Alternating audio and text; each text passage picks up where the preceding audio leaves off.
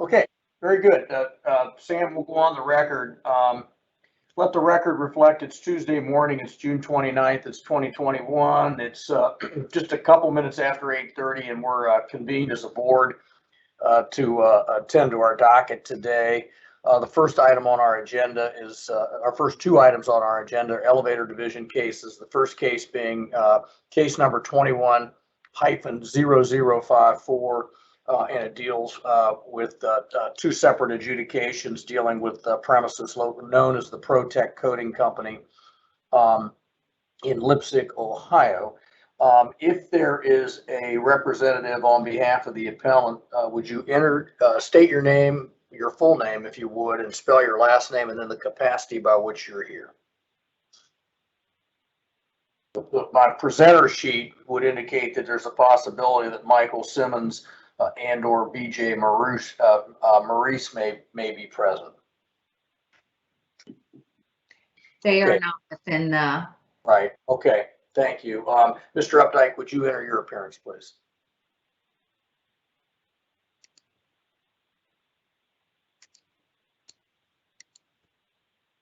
You are muted, Chip.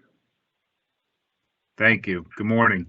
Charles Updike, Chief Elevator Inspector for the state of Ohio. Okay. Would you stand, Chip, raise your right hand. Sam, would you administer the oath? Do you swear or affirm to tell the truth, the whole truth, and nothing but the truth? I do. Okay. All right. You have the floor. This is one we've had before. This is due to corrosive atmosphere of the location. The owner seeking a variance not to install phase 1 recall by means of smoke or heat detectors at the lobbies. The lobbies are exposed to the outside atmosphere as well as the corrosive atmosphere of the product. This is common in steel mills and power plants. Phase 1 will be via key switch at the designated landing and by smoke and heat detectors in the machine room or the machine space. I have no objections or conditions. Okay. Any questions of Mr. Updike by members of the board? Yes, Mr. Chair, this is Paul Began. I just want to ask Mr. Updike if this is an employee-only elevator, or does this serve the public? Staff only, correct. Okay, great. I have no other questions. I guess just for clarification for my sake, I know we've seen these before, but this, if there's smoke or heat, that automatically normally would recall the elevator to the first floor. Is that the? Correct. And okay. These type of manufacturers, they have so many other procedures in place when there is a fire alongside of a boiler or a blast furnace. So, I mean, there's total evacuation sirens and everything like that, and they know not to use the elevators. Okay, thank you. Mm-hmm. I probably should have said that we're a board of 4 today. Mr. Gehring is not with us due to a scheduling conflict, but we've called the case and we've proceeded, and presumably with the elevator division chief's consent. Is that correct, Mr. Updike? Yes. Okay. Okay. If there's no further questions, is there any condition to impose? No? I don't believe so. Okay. No. I would probably at this point in time entertain a motion then. Yeah. Go ahead, Chip. Okay. Yes, Mr. Chair, for Board of Building Appeals case number 21-0054, the appellant is ProTech Coating Incorporated for the premises ProTech Coating Company, 4500 ProTech Parkway, Leipzig, Ohio, 45856. The appellee is Charles Updike, the Chief Elevator Inspector for the Division of Industrial Compliance in the state of Ohio, and adjudication order numbers E2021-65926 and E2021-65927. I move to grant the variance with no conditions and noting the no objection of the Chief Elevator Inspector. Okay, that motion's been made. Is there a second? Second. Okay, all those in favor signify by saying aye. Aye. Aye. Any opposed? Unanimously by a 4-0 vote, that variance is granted. Susan has asked that we let attendees know that if they're within the meeting, they need to call the phone number and enter the conference ID to speak, to enter the meeting in order to speak. So that's sort of a public service announcement. If anybody is hanging out there in the lobby as an attendee, you need to at least call the phone number and enter the conference ID.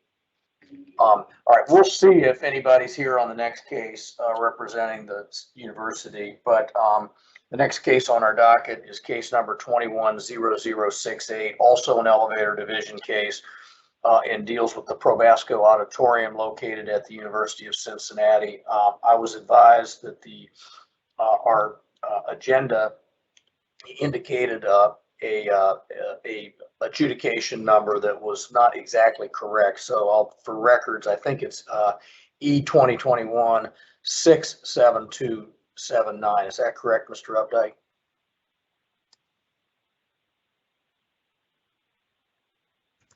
Six, 7, 2, 7, 9. Yes. Okay. All right. Very well. So we'll amend the agenda to reflect the proper adjudication number. Let me first ask, is anyone here representing the university as the appellant in this particular case? And if so, I would ask that you identify yourself, state your full name, spell your last name, and the capacity by which you're here.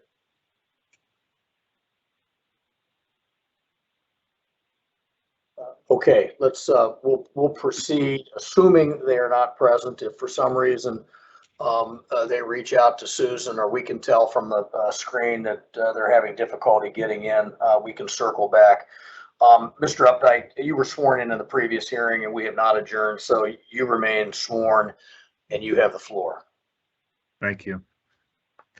Owner seeking a variance due to existing conditions pertaining to an existing building structure. They're installing an enclosed vertical platform lift.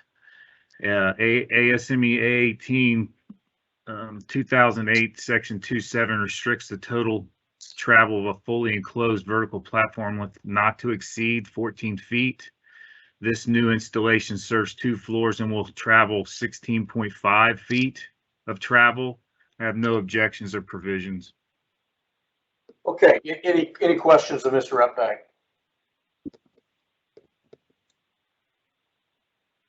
Okay, hearing none, I would entertain a motion. Yes, Mr. Chair, for Board of Building Appeals, case number 21-0068. The appellant is the University of Cincinnati for the premises University of Cincinnati Probasco Auditorium at 2839 Clifton Avenue, Cincinnati, Ohio 45220. The appellee is Charles Updike, the Chief Elevator Inspector for the Division of Industrial Compliance in the state of Ohio. Regarding adjudication order number E 2021-67279, I move to grant the variance without condition and noting the no objection of the chief elevator official. Okay, very well. Motion's been made. Is there a second? Second. Okay, all those in favor signify by saying aye, please. Aye. Any opposed? Unanimously by a 4-0 vote, the variance is granted in favor of the University of Cincinnati. Chip, as always, thank you. Enjoy the rest of your. Okay. Thank you. Yeah, wrong Chip, but that's okay, Chip. Hey, no, I was talking to you, Mr. Updike. I appreciate it. Thank you.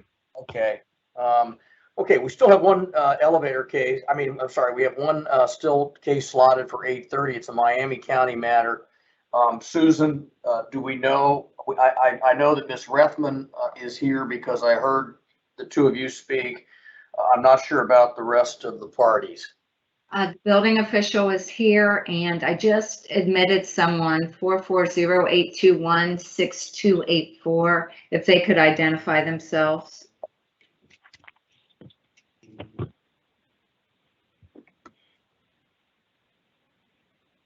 So they haven't done that. Ms. Rethman, do you know who's going to appear with you on behalf of the appellant?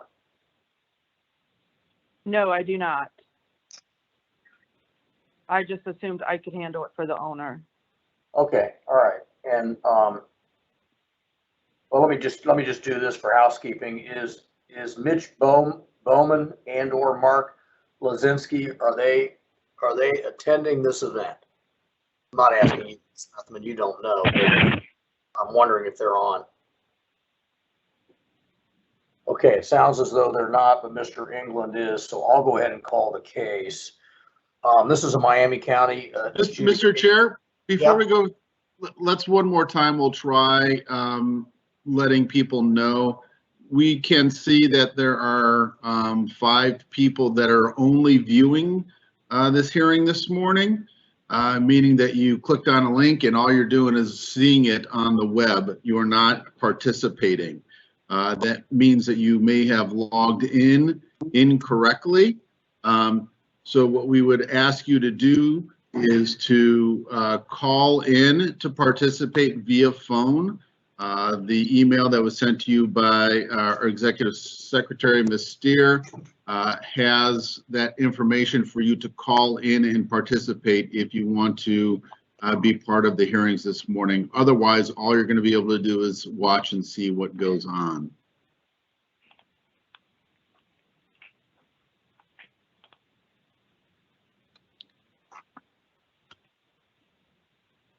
Also, we have 2 that have just been admitted by phone that need to identify themselves. That's 440-821-6284. If you could identify yourself, please. Hi, this is Mark Ozinski. Okay, very good. Okay, and then I have 937-296-2456. That's Theodore Hamer with the City of Kettering. I just got on a little early. Okay. Thank you. You can Okay. hit *6 to mute or unmute your phone throughout the meeting. Okay, let me ask Mr. Ozinski briefly here. Do you know whether or not Mitch Bowman was going to attend? Ms. Repton was not sure. I actually, my case number is 21-0071. I just called in. I think this is not my case. Am I correct? Yeah, but who is this, please? I'm the architect for the self-storage ready store. Oh, Are you Joseph Salimi? Yes. Okay, yeah, we're not on that case yet. Yeah, I'm sorry. I was just trying to get my IT situated here. Okay, very good. I'll go on mute. Thank you. All right, let's call this case. We have Mr. Ozinski, we have Ms. Rethman present, we have Mr. England. This is case number 21-0059. Again, it's a Miami County Building Authority case, and it deals with the premises known as Bow Builders LLC storage building located in Yorkshire, Ohio, and the building department's adjudication order number is noted on the docket. Beginning with Ms. Rethman and then Mr. Ozinski. State your full name if you would. Spell your last for the record and the capacity by which you're here in a representative way. We'll do the same with the building official, and I'll have an oath administered, and I'll go over a couple housekeeping details before we begin.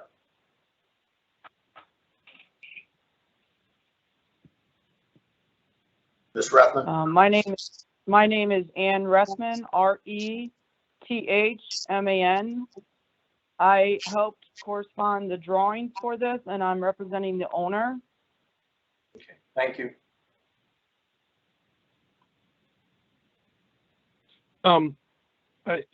My project is ready storage at 9143 North Main Street. Am I on the right case? No, is this Mark? No, we have you as a presenter for the wrong case. I apologize. Okay, no, I just wanted to, just wanted to make no, sure you're I fine. was So doing the right thing. yeah, we're one case ahead of you. I just was notified by Steer that it was mischaracterized on the presenter list. Mr. England, would you enter your appearance, please? Yes, Rob England, E-N-G-L-A-N-D, building official for Miami County. Okay, very good. Ms. Rethman and Mr. England, if you would stand, raise your right hand. Sam, would you administer an oath, please? I also have a My plans examiner, Mike Bruns, here also. Oh, well, then I need to, okay, we need him to be identified. So, would you state your full name, spell your last name, please? Mike Bruns, B-R-U-N-S. Okay, very good. If the three of you would stand, raise your right hand, we'll have an oath administered. Do you swear or affirm to tell the truth, the whole truth, and nothing but the truth? I do. Okay, very, very well. Ms. Rethman, you have the floor at this point in time. Oh, I do have a housekeeping matter. We are a board of 5 normally. That's the way we were created by the legislature. We are down 1 member today due to a scheduling conflict, and the reason we secured consents to go forward is that there is a calculative dynamic here that if there were a split vote as opposed to a majority vote, the adjudication order Miami County would hold. That is probably not likely, but it's more likely to have a split vote than if we're a board of 5 for obvious reasons, unless someone abstained. Are you still comfortable going forward in front of a board of 4, Ms. Ressman? Yes. Okay, very good. Mr. England, any concerns about going forward? No. Okay, Ms. Rethman, you have the floor. Yes, I'm representing both builders. They added a storage building. The addition that they added was 3,150 square foot. They had an existing building that's 10,500 square foot. That gave a total for that building to be 13,650 square foot. They're also an excavation company, so they added this addition on to store some of their excavation equipment in there, and not for maintenance or anything, just for storage. So we classified it as an S1. I'll be straight up. I looked in the code book in chapter 5 for an S1 2B construction because it is a pre-engineered metal building. The allowable square footage was 17,500.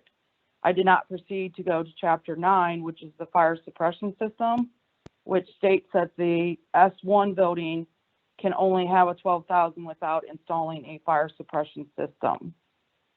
This building is located in Yorkshire, Ohio. They do not have a water supply system there capable for installing a fire suppression system. I put an estimate in called a fire suppression system company. They would have to install a retaining pond, a fire pump station house, and then all the equipment, which there's an estimate in what I submitted. They did, so we proceeded to ask for or appeal that we could just install. We corresponded with the Osgood Fire Volunteer Fire Department to install the proper assistance so that they can be notified if there is a fire, and then to eliminate the fire suppression system itself. Okay, questions of Ms. Rethman. You said, yeah, I have a question. You said this is for storage of equipment, like Yeah, trucks? it's just equipment. It's not really trucks, it's their excavating equipment. No, not really vehicles, just equipment. So it's an S1, but it's not vehicles. So if we had a condition that said no vehicle storage is permitted, that's okay with you and the owner? Yes.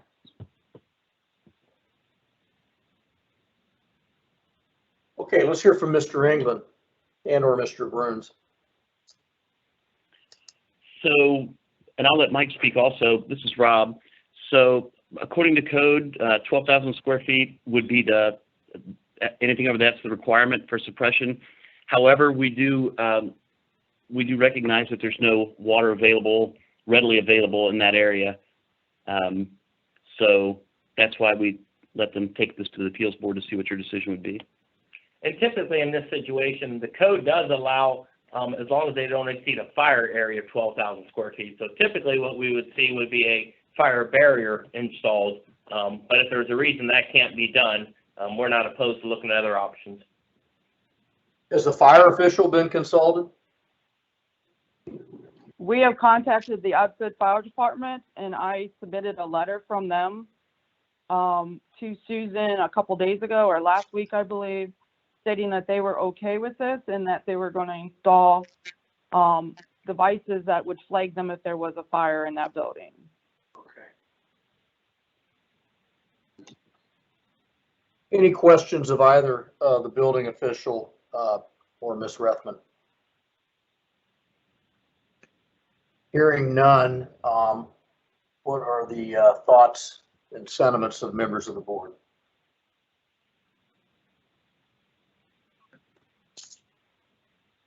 Mr. Chair, this is Paul Began. I think I would be supportive of variance, assuming that we could condition to limit the storage to exclude vehicles and other fuel-fired equipment. Chip, you on board with that? I am, yes, sir. Okay, and Brad, Yes. likewise. Okay.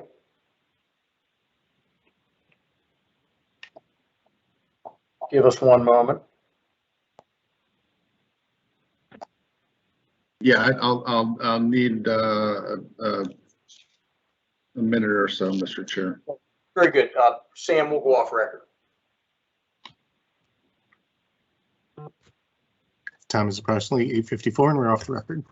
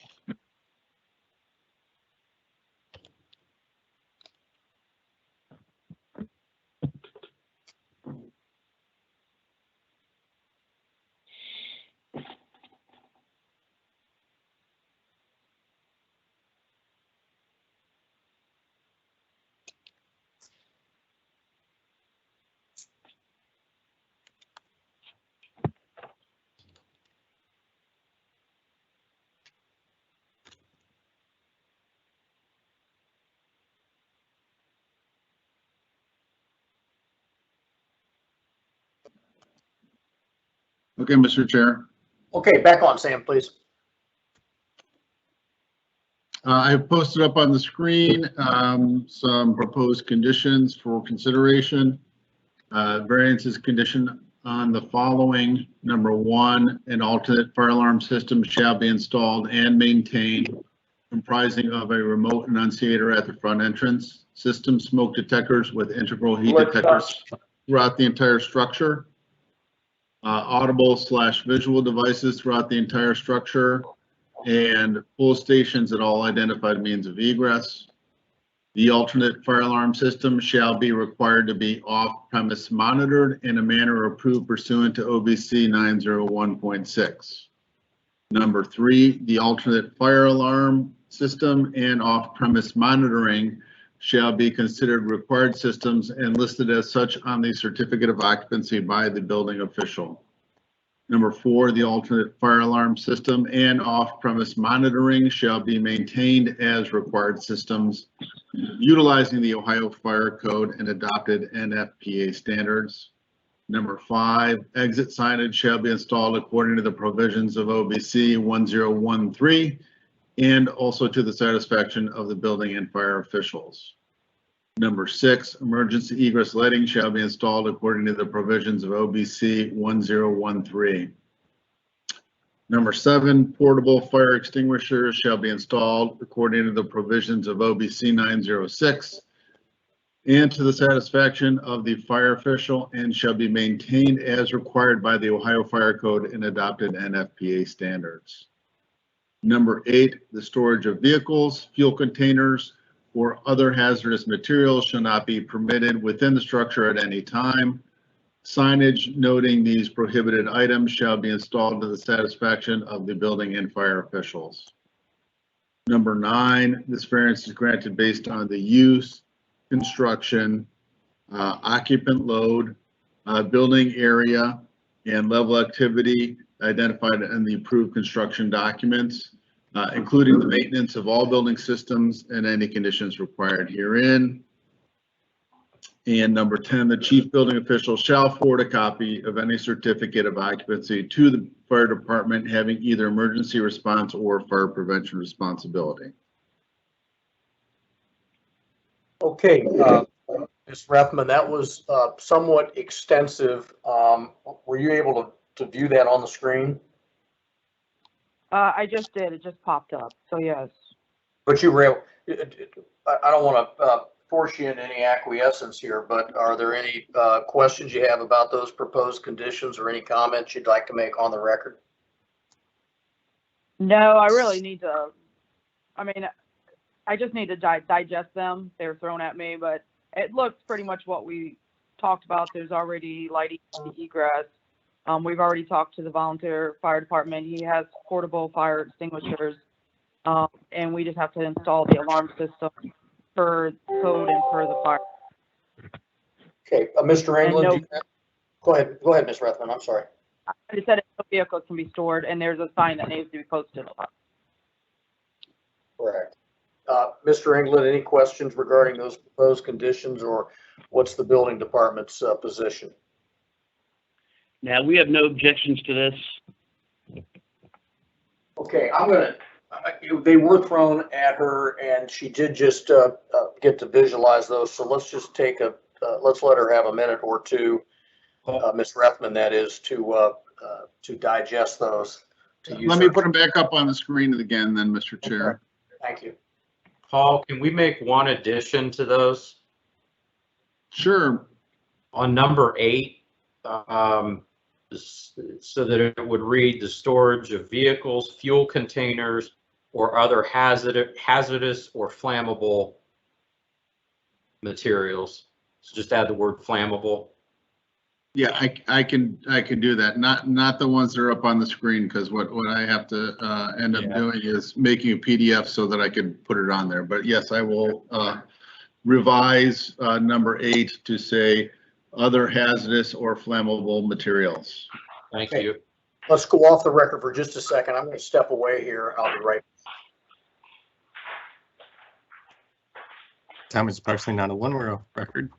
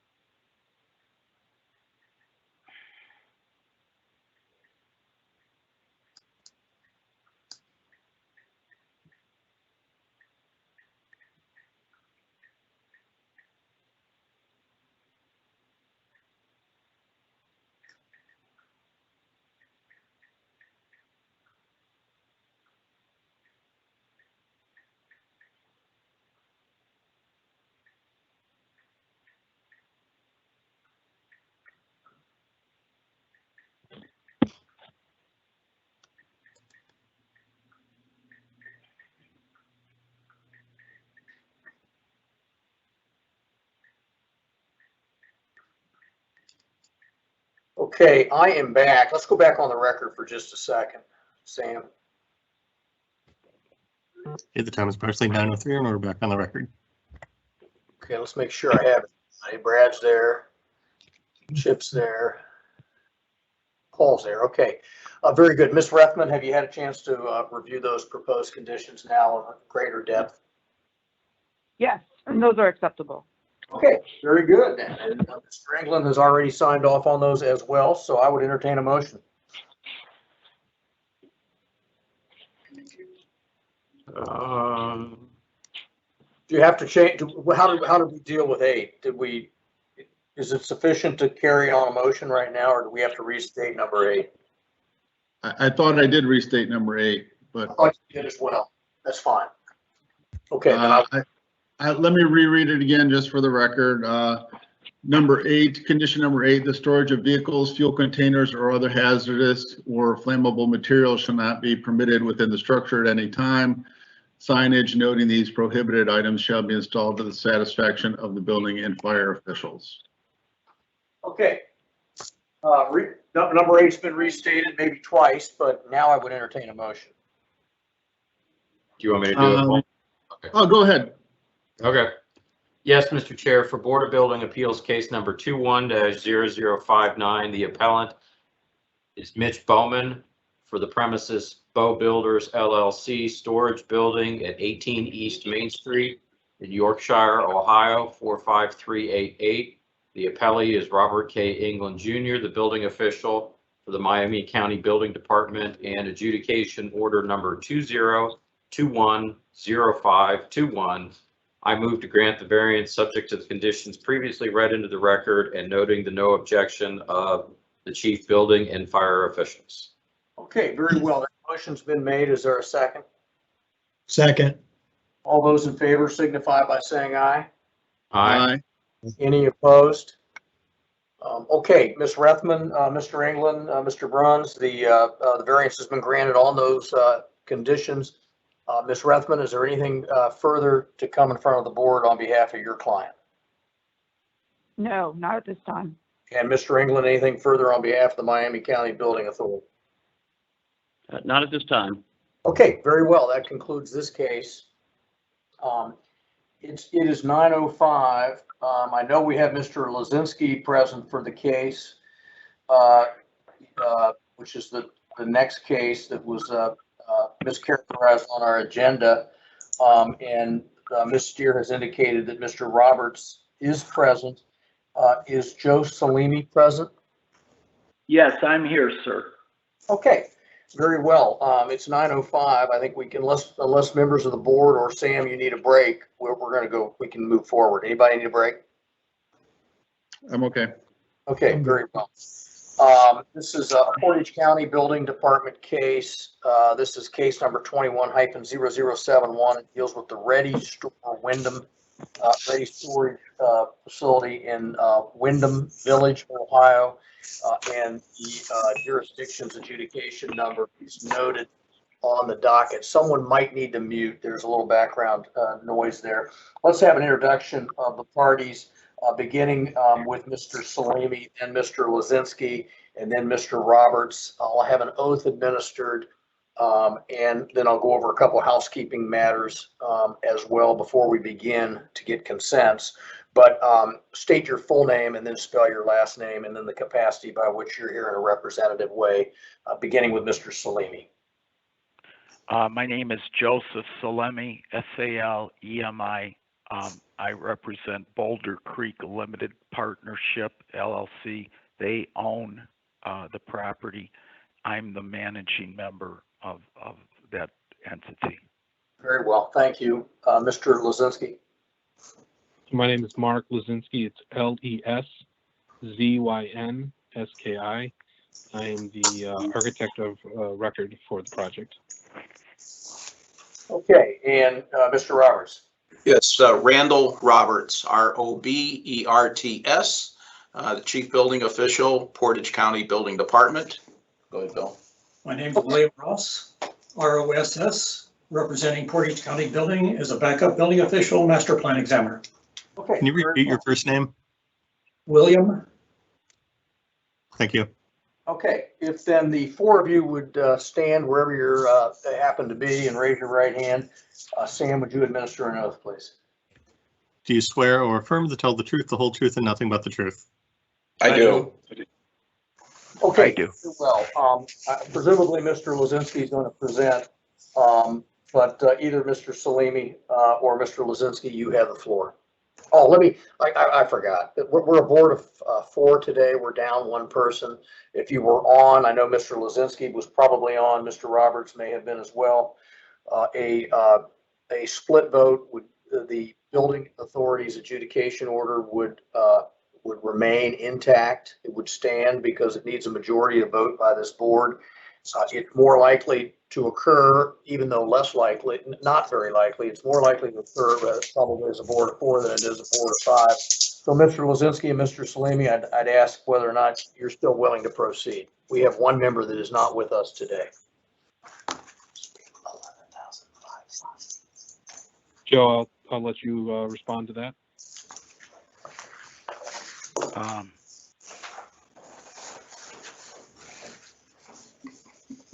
Well, I think we'll just go ahead.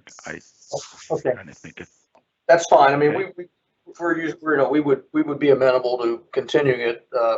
We can never guarantee when we have all five of us because of scheduling conflicts, but it sounds like we will proceed. Mr. Roberts, any objection on behalf of Portage County? No objections, Mr. Chairman. Okay, Mr. Lozinski, you have the floor then. I'll start with a brief background and then turn it over to Joe for his comments. The building was a Dollar General, had been left vacant.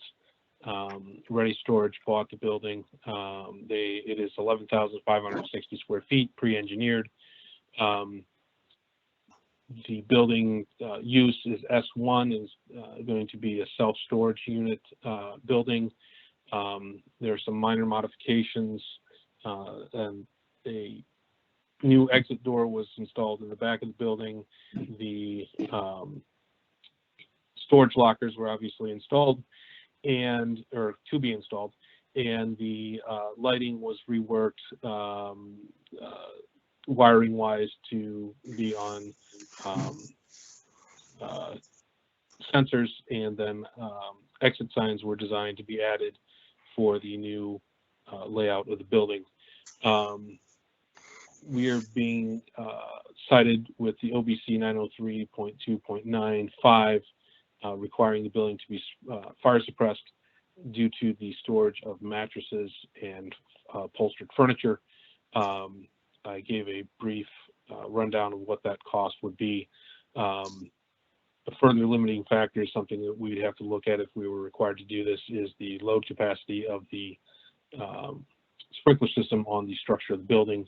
Being that it's pre-engineered, we'd have to investigate what that pounds per square foot added to the roof load, how that would affect the structural system. In response, we supplied the lease agreement, which would prohibit the storage of upholstered furniture and mattresses from the facility, much the same way as the lease agreement also prohibits the storage of fireworks, flammables, and gasoline and other such products. Joe, I'll let you speak a little bit to the operation of the business and your thoughts on the matter. I've been in the self-storage business since 1986, so 35 years. This will be the 7th facility. I've built all of them from ground up. The other 6, I've gone through Summit County building, Cuyahoga County building reviews, and it's basically, and that was under the existing code, and nothing has been required of anything less than 12,000 square feet. The building department here is, citing an exemption, which the literal reading says that S1 construction, which self-storage is included. The exception is if there's upholstery or mattresses that exceed 2,500 square feet. I think the literal interpretation of that is that if you have a mattress store or a furniture store, then yes, that would be required, but not under self-storage, because self-storage facility was added, I think, in 2018 when they made the amendments to the international code and the other different codes. No other building department has taken that interpretation to mean that you know, self-storage has to be sprinklered, you know, if it under 12,000 square feet. And if that were the case, then basically every self-storage facility would have to have sprinkler systems, and they're being built every day as long as it's under 12,000 feet, and I think doesn't exceed 3 stories or more than, you know, not certain other exceptions that don't even apply to me. I have statistical facts that I have facilities that are 4 times and 5 times bigger than this, and the average number of occupants that come in and out that are renters is 1 to 5 people a day, in facilities that are many times bigger than this. The risk to any person is negligible, because there's basically nobody that's even in any of these facilities. I've also tried to be amenable, and I put in our agreement, which is our standard agreement. There's no flammables. There's no hazardous properties such as fireworks, gasoline. We even have storage of clothing. You can't put clothes in there to eliminate any possible risk. And I amended the agreement, and I agreed to put in the agreement that nobody is to store upholstery and mattresses to satisfy any possibility that if the Portage County Building Department feels that there's any type of risk. I mean, if you look at the facts, I mean, like I said, I've been in the business 35 years. I don't know of any facility that's caught fire in northeastern Ohio, and if there is, I don't think there's been any risk to any persons, and certainly that wouldn't be the case here. I mean, we have concrete floors. I mean, all the storage facility, the components are all steel. There's I believe 5/8 drywall, you know, that we left in the building. So I just don't think the interpretation applies to storage. It's if you're going to put a furniture store and you're going to have, or a mattress store and selling those flammables. Thank you. Okay. Let's questions of either Mr. Salemi or Mr. Ozinski at this point in time. Yeah, I do have a question. Is there a fire alarm system in this building? I don't think so, sir, but I would be happy to put in fact, I take that back. I am putting the fire alarm system in. I use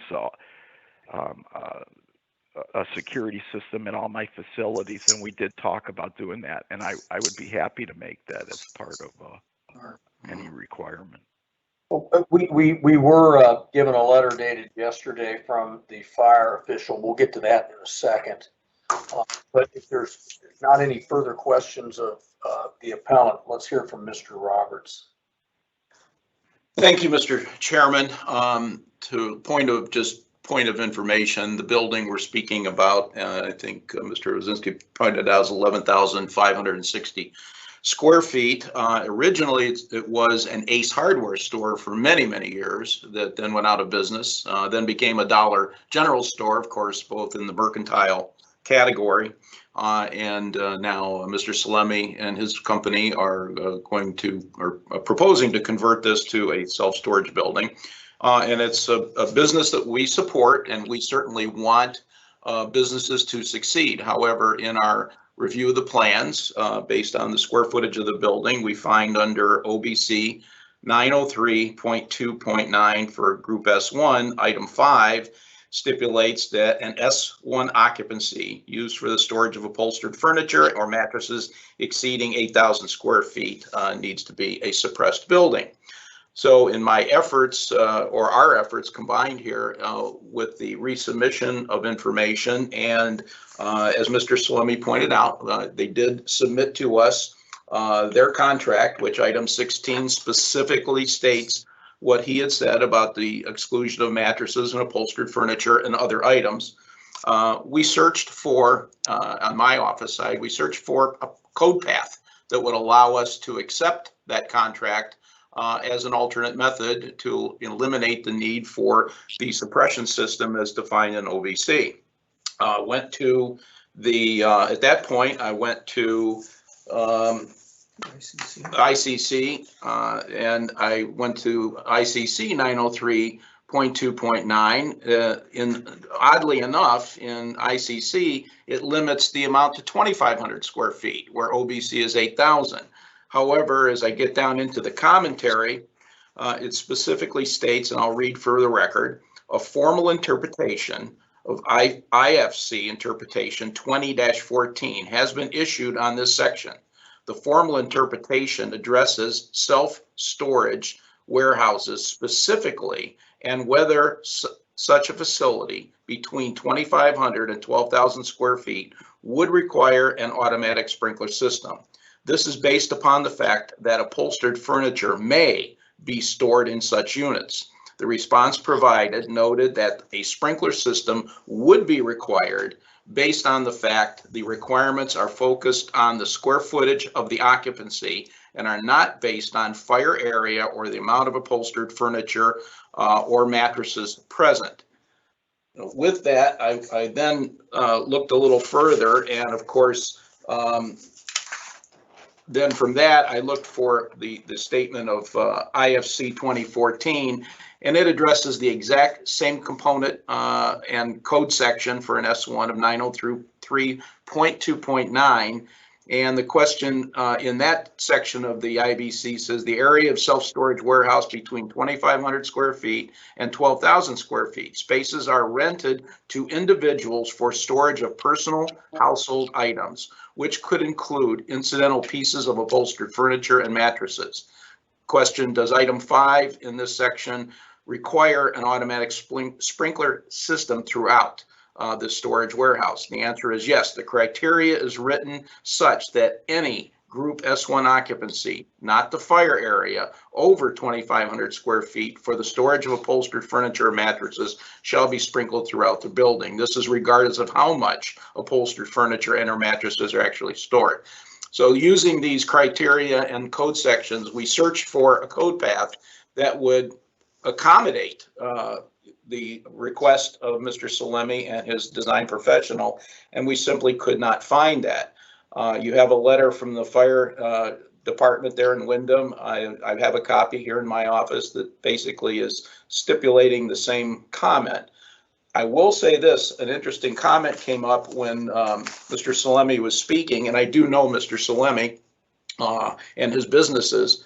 His comment was about the fire alarm. Did the building have one? He said no, but he was either planning or willing to put one in. That conversation has never been brought to my office, whereby we might have reached a common ground prior to this hearing component, where we could have looked for alternate methods, and then in such this meeting and this hearing, maybe come up with some conditions that would allow that to occur. So at this point, without that on the table, without that being submitted to my office as an alternate method, I would have no reason to agree to the contract that they are citing as their method to cover the code section. That's questions of Mr. Roberts by members of the board at this point. So, No. Okay, so you know I do have a quick question, just regarding that. I did follow along, Mr. Roberts, and you've been here before a few times, and normally respect your positions on things. Do you think that that interpretation of 2,500 square feet of area for furniture and mattress storage? Isn't that specific to furniture and mattress storage, not the possibility of furniture and mattress storage? I'm just trying to understand where you're making the jump where it says storage for furniture and mattresses versus the possibility of furniture and mattresses. This is where I'm having difficulty following your interpretation to the letter. And I certainly understand your question, if I may. As I look at our OBC code section, my original thinking is just as a person would say, well, that probably originally was thought of as a storage facility for a furniture mattress business. Yeah, yeah. And certainly it was. And so we've had some conversations with the board on storage buildings, on S1 buildings related to other subjects where the opinion of the board is an S1 is an S1 is an S1. There is no differentiation between how they're used.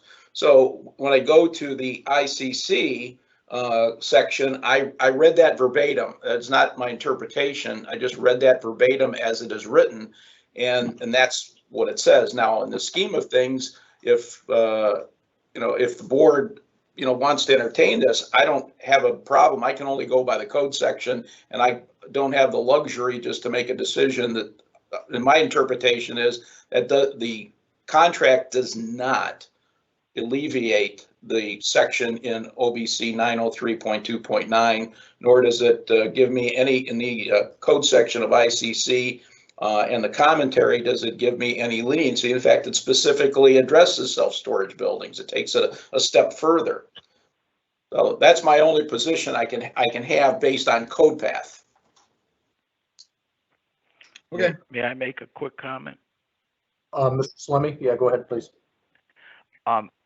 Mr. Roberts, it sounds like you're a pretty reasonable guy. The only reason we didn't make anything, any other alternative is I didn't know if there was any possibility of an alternative. And I'd be happy to either put this meeting, in abeyance or if I have to dismiss it.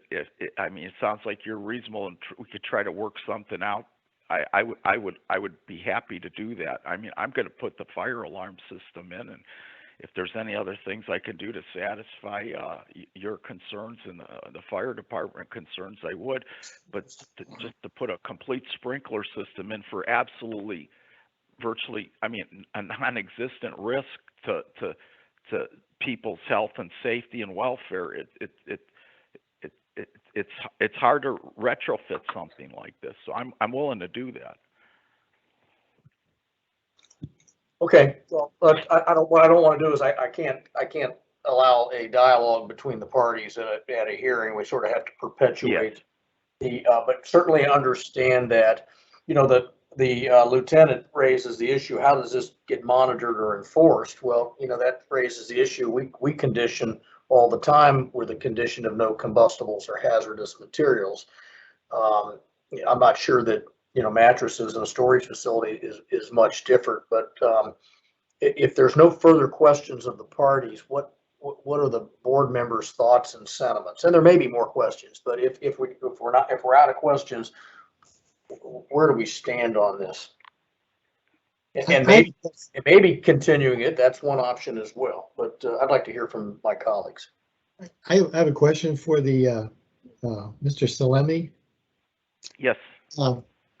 In my limited experience using self-storage, I mean, it seems to me if you limit mattresses and I guess upholstered furniture, I mean, that's the major thing that I think people use these for, don't they, when they're moving and so forth, to put that kind of stuff in a storage facility. I mean, what's left? I mean, we have a lot of business people that use the facilities and they store office products and people. I mean, they store other types of furniture. Not everything's upholstered. I can only put in there that they can't do it, but, How do you enforce that? There you go. well, it's the same difficulty that anybody faces, I guess, if you rent a house and you tell people you can't do this and that and this and that unless you're there 24 hours a day. I mean, quite honestly, you put it in agreement, and everything is based on people's, ability to, do what they agree to do. Very difficult to monitor this building. If this But, is Mark, if I may weigh in, I think it's the same as with the fireworks and combustibles. We accept those conditions and don't call these buildings H use groups. It's on that same line of thinking. Well, I think normally that we would rely on the fire department to enforce those kinds of things, but they wouldn't really have access to these individual units, wouldn't they? Would they? Because owners have their own locks on them. Is that true? Yes, that's true.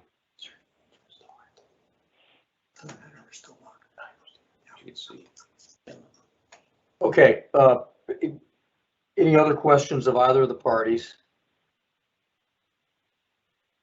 Okay, Paul, Chip, Brad, what are your thoughts?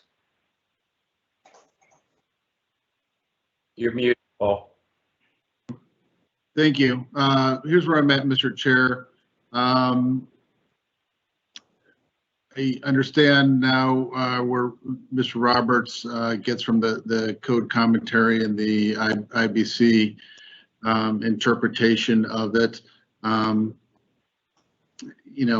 I think from his perspective and probably rightfully so, he can't find a way around reading the code this particular way. I do think it is probably a little bit strict considering, how many hundreds of storage facilities have we seen come before us, and none of them have been sprinklered. So this is the first time that we're running into this particular issue. The fact that Mr. Slummy is willing to put in a fire alarm system, and I believe that if we went back and asked Mr. Randall if he would be supportive of a variance if there was a fire alarm system installed, I think probably the easiest path and probably the best outcome for this is to allow a variance with a fire alarm system in it. That's right. I think we would be a good spot for us to land. Chip? I agree with Brad's point that, this is what these facilities are for. They're going to be combustibles. There's going to be mattresses and furniture stored in here, and a lease agreement isn't going to stop somebody from doing that. And to Brad's point, there is no ability for the fire department to inspect each individual locker. So I think with a fire alarm system, a monitored fire alarm system, as Paul indicated, I would support the variance. Okay, Brad? I guess I have one more comment. Somebody submitted a article here, NFSA Guide to Fire Sprinkler Changes. It includes the IBC, which maybe this is directed to Randall Roberts, where it seems like they end up defining a self-storage building S1, and they allow 12,000 square feet. Have you seen that article or that publication? I guess it's a commentary. It was submitted to us. No. Yeah. I did take a look at it, Brad, but I also let you know too, I did do some of my own research on here as well too. And the entire state of New Jersey's Board of Building Standards disagreed with that interpretation of that IFC code thing. So I think this is a little bit sticky area. I think eventually with the next code, it will come out and be clarified again. My guess is that the intent of that code section was specifically for mattresses, but now as it's a little bit of in a gray area, and you can read it strictly according to the letter of the code that way. So I think there's a couple of different interpretations, and the fact that the entire state of New Jersey said, you know what, that's taken a little bit too far, and went their own way, shows that this is again a little bit of a gray area here. I will note that it's written by the Sprinkler Association.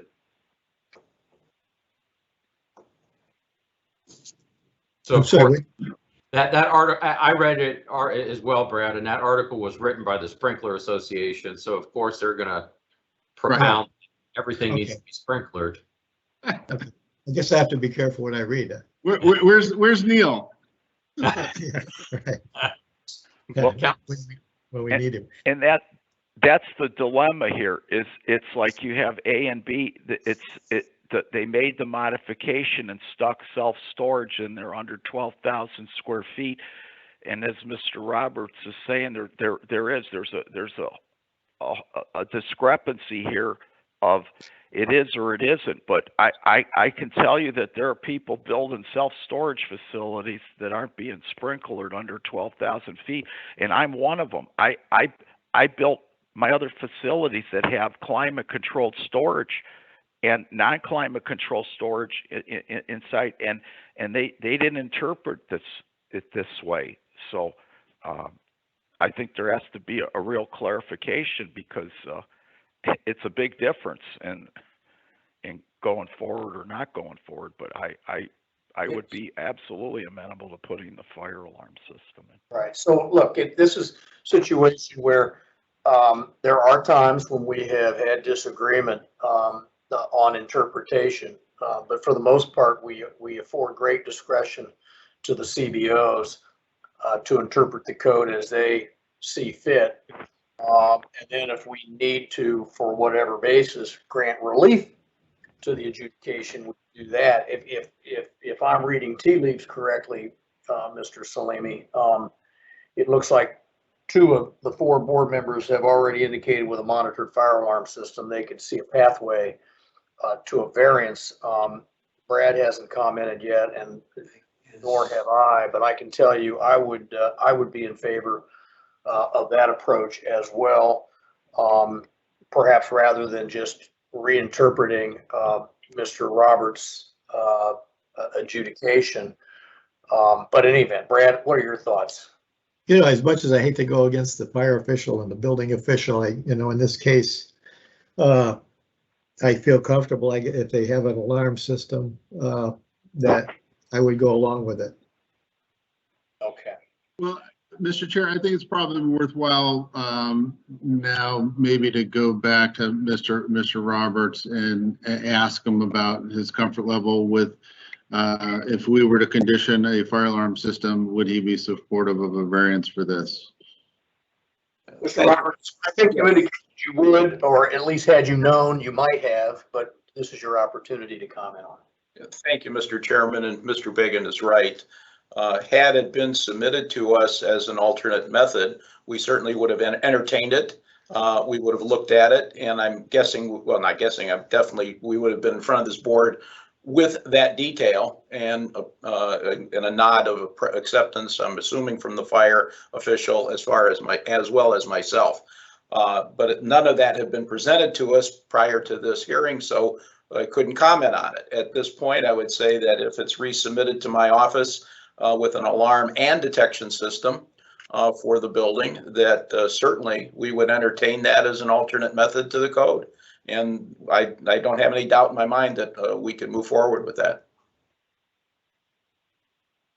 Would it be fair to say if we were to condition it for a required alarm system, and if we were making a motion to approve a variance, that we would have at least be able to say no objection from the building official?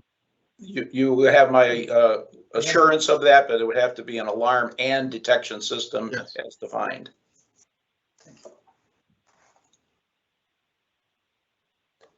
And it would be an alarm detection system, I presume, Paul, that would be to the satisfaction of the building and fire official? Yes, well, let's read through the conditions and then we can ask Mr. Roberts again. How does that sound? That's fine.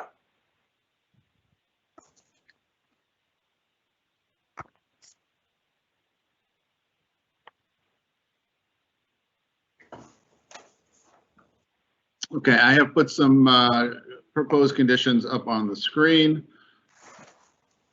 This variance is conditioned on the following. Number one, an alternate fire alarm system shall be installed and maintained comprising of a remote annunciator at the front entrance, system smoke detectors with integral heat detectors throughout the entire structure, audible/visual alarm notification devices throughout the entire structure, and pull stations at all identified means of egress.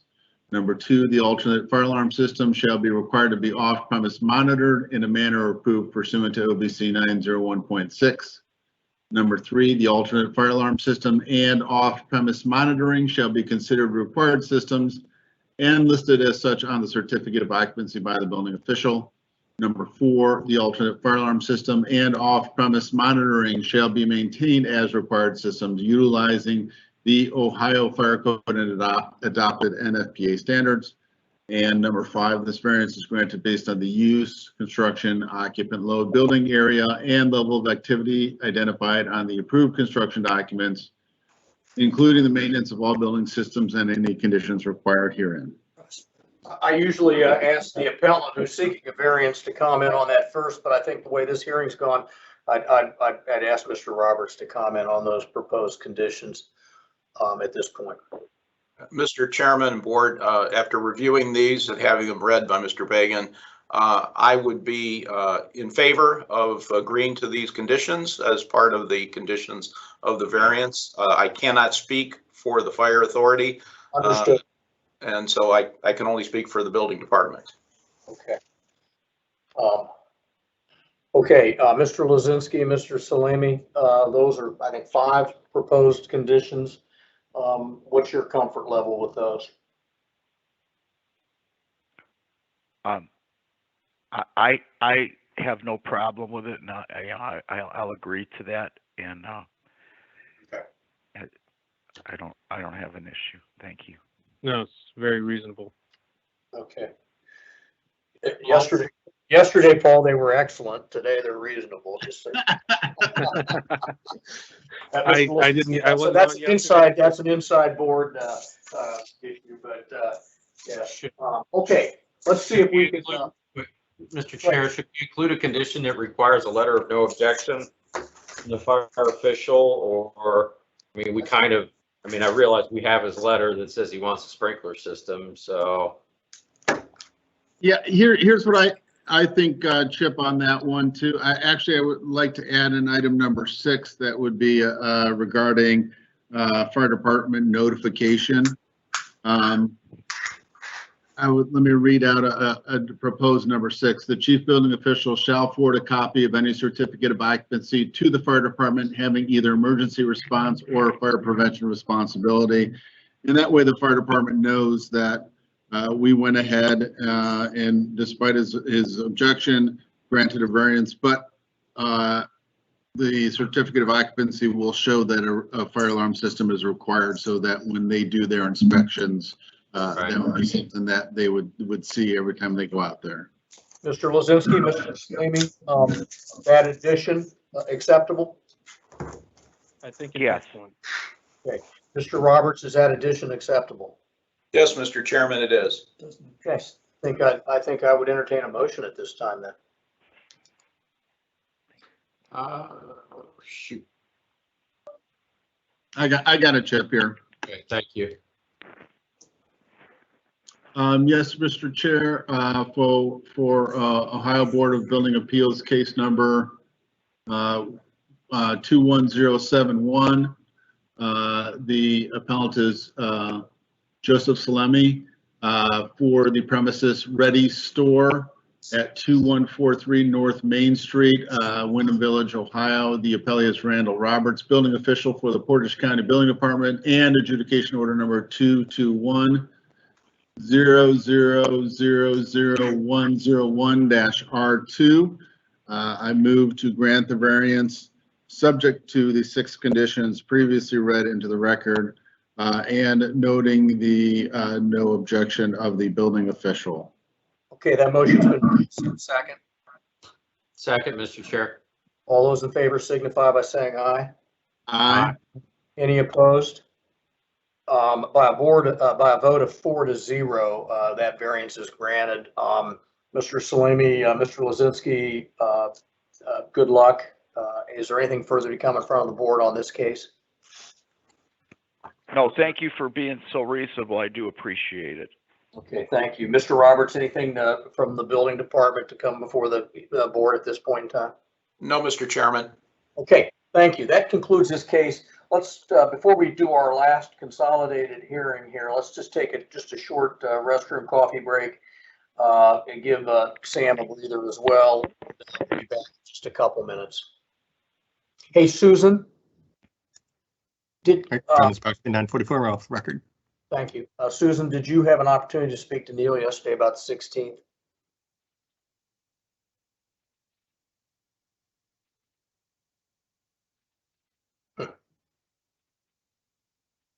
Susan's muted, so I don't know if she's talking back to you, Carl. It doesn't look like I apologize. Yes, Neil is good for the 16th. Okay, all right. Perfect, thanks. All right, be back in just a sec.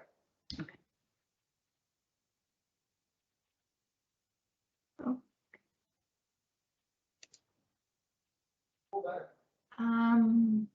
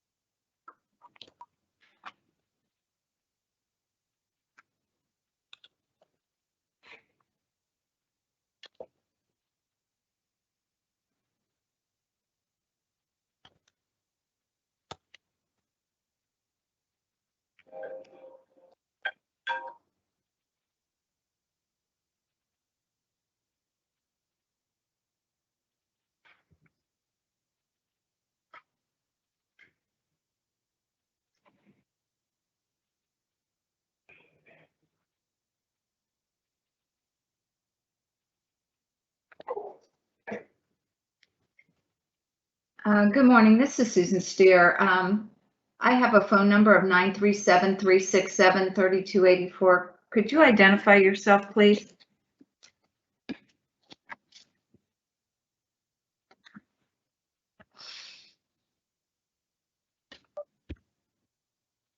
Nine 367-367-3284. Could you identify yourself, please?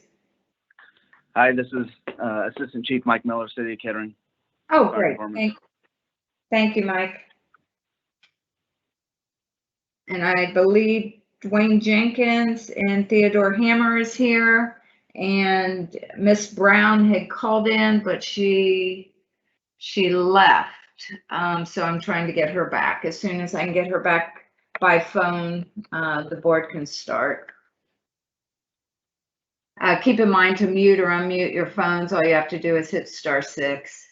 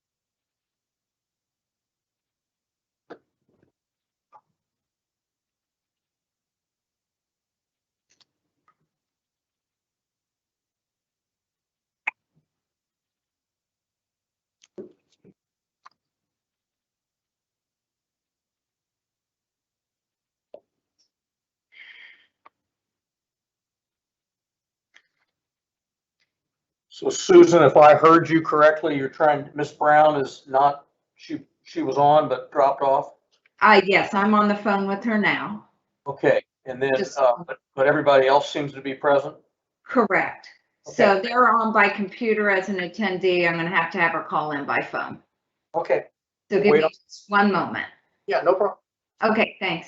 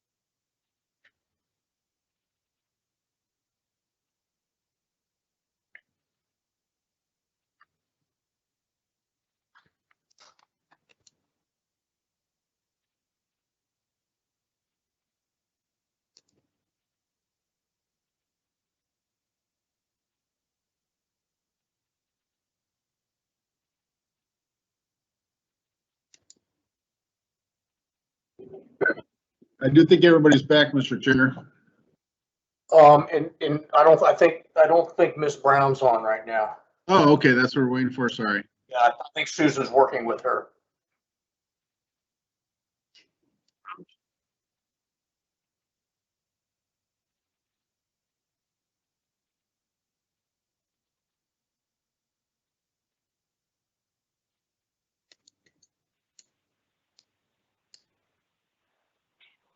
Okay, Miss Brown is within the meeting.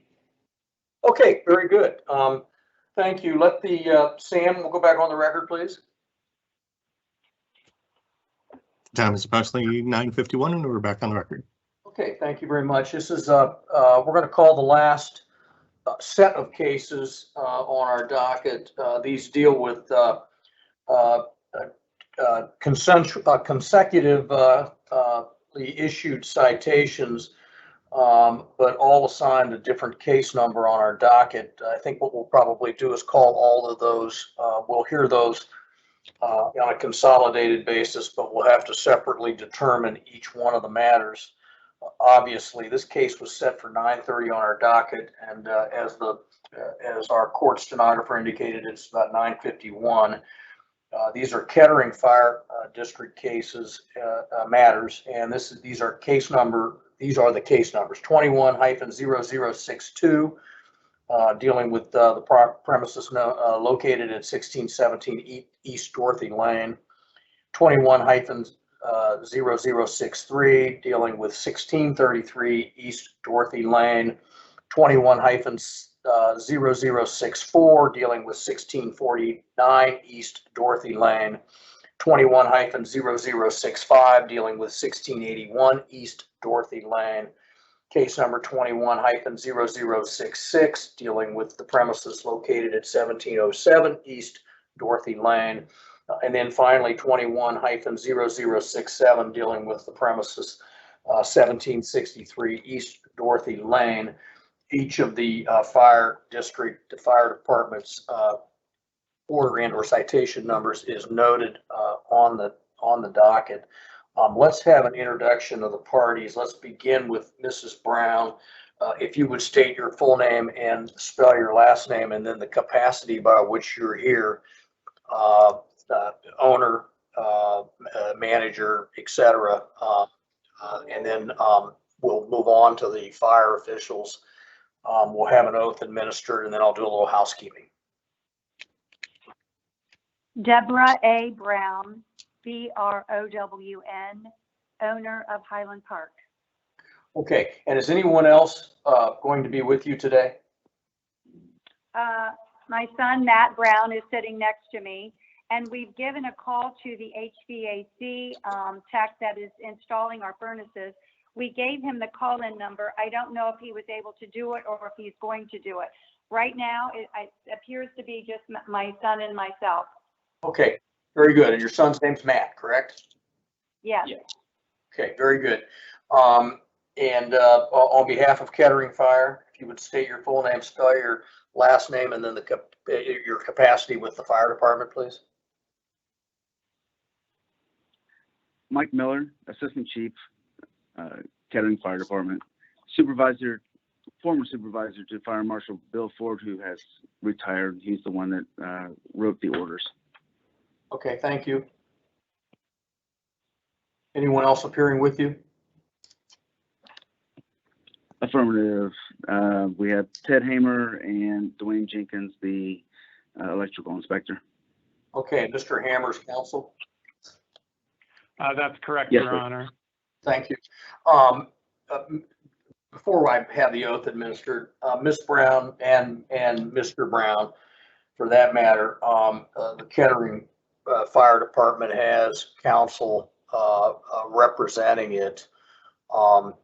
Counsel would have the opportunity to cross-examine you and otherwise perpetuate testimony. You would not have the reciprocal ability to do that because that would be the unauthorized practice of law.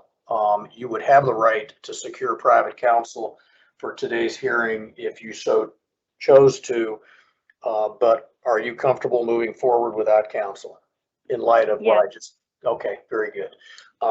Okay, then Matt Brown and Mrs. Brown, and if you and Chief Miller, and you said Dwayne, was Dwayne Jenkins present? That is correct, Mr. Chairman. Dwayne Jenkins with the City of Kettering, Electrical Safety Inspector and Electrical Plans Examiner. Dwayne Jenkins, Jenkins. Okay, Mr. Jenkins and Chief Miller and Mr. and Mrs. Brown, if you would each stand, raise your right hand. Sam, would you administer an oath, please? Do you swear or affirm to tell the truth, the whole truth, and nothing but the truth? Yes. Okay, and for Mrs. and Mr. Brown's benefit, although also for the other parties, we are a board of 5 as we created by the legislature. One of our members was unable due to a scheduling conflict to be present today, which means we're a board of 4 rather than a board of 5. The possibility of a split vote is more likely. I think with a citation, it's not as significant as it is if this were a building adjudication where someone is seeking a variance. But nevertheless, Mrs. Brown, are you comfortable having this heard by a board of 4 rather than a board of 5 today? Yes. Okay, and same with you, Chief? Yes, Chairman. Theodore Hamer for the city, Your Honor. Yes, we're comfortable going forward. Okay, so here's the other thing. You know, I think in citation cases, the procedural approach can vary. Generally, we kind of do it both ways, but I think in this case, unless my colleagues feel otherwise, I think we would defer to Mr. Hammer to present through the chief and through the plans examiner and or through his own commentary, the basis of the citations, and allow Mr. and Mrs. Brown to respond accordingly. Do any of my colleagues have a problem with that? No. Okay. No, I think that's probably the most appropriate anyways, and then we could have the appellant respond and state her case. I agree. I think it's at least more efficient. Mr. Hammer, in light of that, you have the floor and you can proceed as you see fit. Thank you, Your Honor. I appreciate it. May it please the board. I'll start by asking Mike Miller some questions. So, Mr. Miller, would you tell us your occupation? Yes, I'm an Assistant Chief, City Kettering Fire Department. I former supervisor to Bill Ford, the fire marshal for the city of Kettering, who has since retired. And are you also a certified fire safety inspector? Yes, I am. And are you familiar with the Highland Park Apartments, which are addressed as 1617 through 1723 East Dorothy Lane, Kettering, Ohio, 45429? Yes, I am. And how are you familiar with those? I'm familiar through working with the city of Kettering, living near the city of Kettering, and working with Fire Marshal Bill Ford as he was investigating the hazards there, and also a few fires that have occurred there. All right, could you please tell the board more about the few fires that have occurred recently at those apartments?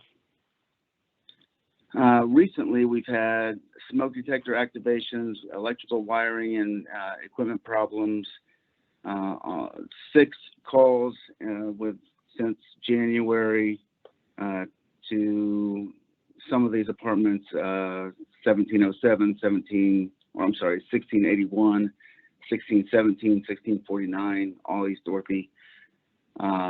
We're finding problems within the furnaces, with the wiring. They're overheating, they're creating smoke issues. We have had fires in the past, 2014, 2016, 2018, and 2019, some being severe fires. And so that put this apartment complex on the radar screen of the city, is that correct? Yes, we've had multiple calls that are similar concerning the furnaces or air handling units and smoke detectors, which prompted an email to Fire Marshal Bill Ford to look into what's going on at the Highland Park Apartments.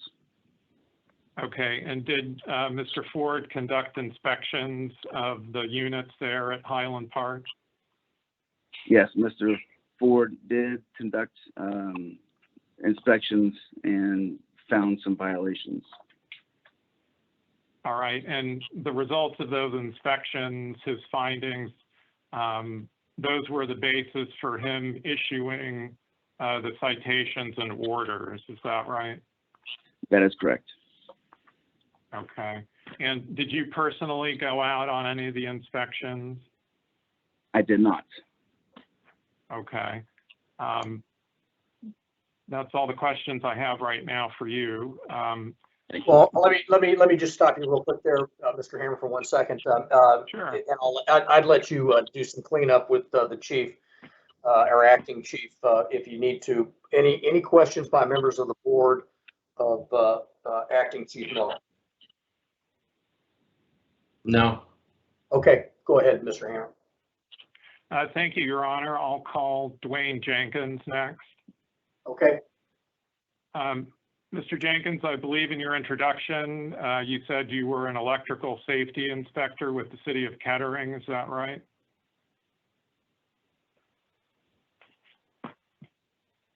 Mr. Jenkins, you are muted, so we can't hear your testimony. Sorry. I apologize, sir. Yes, Mr. Hamer, I am electrical safety inspector certified by the state of Ohio, electrical plans examiner for the city of Kettering. How long have you been in that occupation? Approximately 22 years. And are you familiar with the Highland Park Apartments? That is correct. Actually, Bill Ford, our fire marshal, reached out to me as needing assistance evaluating and doing the initial discovery once the fire responses had occurred and with the history of the building. And Mr. Ford and I conducted individual inspections of all of the buildings in every unit during the week of February 19th through February the 25th of 2021. And just to clarify, you personally went on these inspections, is that correct?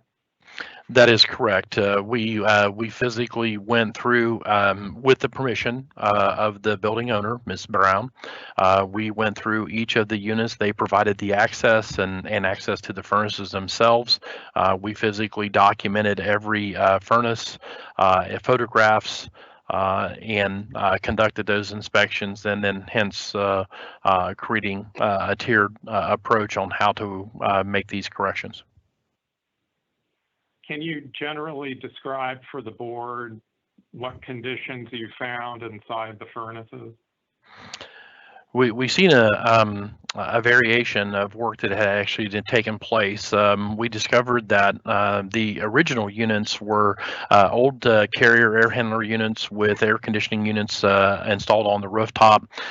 These units themselves are roughly around 60 years in age, and what has happened is over time and improper maintenance, repairs are being made. Specifically, biggest concern that we've seen is discoloration of conductors, melting of wiring within the units themselves, and safety devices either being omitted or having been defeated.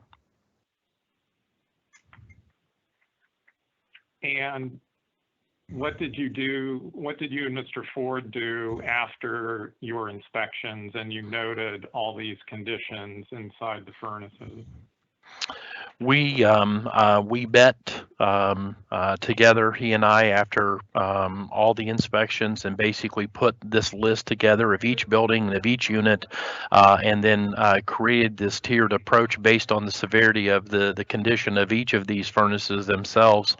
And then once that was complete, then we basically outlined what deficiencies were present at each tier level, and then basically provided all those the pictures and the details directly to Ms. Brown as part of this situation, and then what eventually led to the orders and moving forward. So there was one order issued for each building, is that right? That is my understanding, sir, yes. And then attached to each order, there was a breakdown of each furnace within the units within the building? Yes, that's how we did the outline. Was basically, again, we used a tiered approach for this situation. Tier 1A being the highest tier with the most severe, all the way down to Tier 4, which was basically no work at all that had to be completed on those units. And so there were a total of 6 buildings and 140 units. And you communicated the issues that you found to Ms. Brown, the owner of the apartments? Yes, Ms. Brown, and the majority of the time, Mr. Brown, Matt Brown, was present during the inspections. We basically informed them of some of the situations that we were encountering during the process, and then basically made all the information available and all the photographs, documentation that we had completed during our discovery process in that week of February to Ms. Brown on a flash drive at a later date. And did they dispute any of the findings that you and Mr. Ford made? No, sir.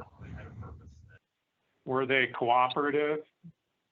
Yes, I would say that Ms. Brown was cooperative. Obviously, they were genuinely concerned with the situation.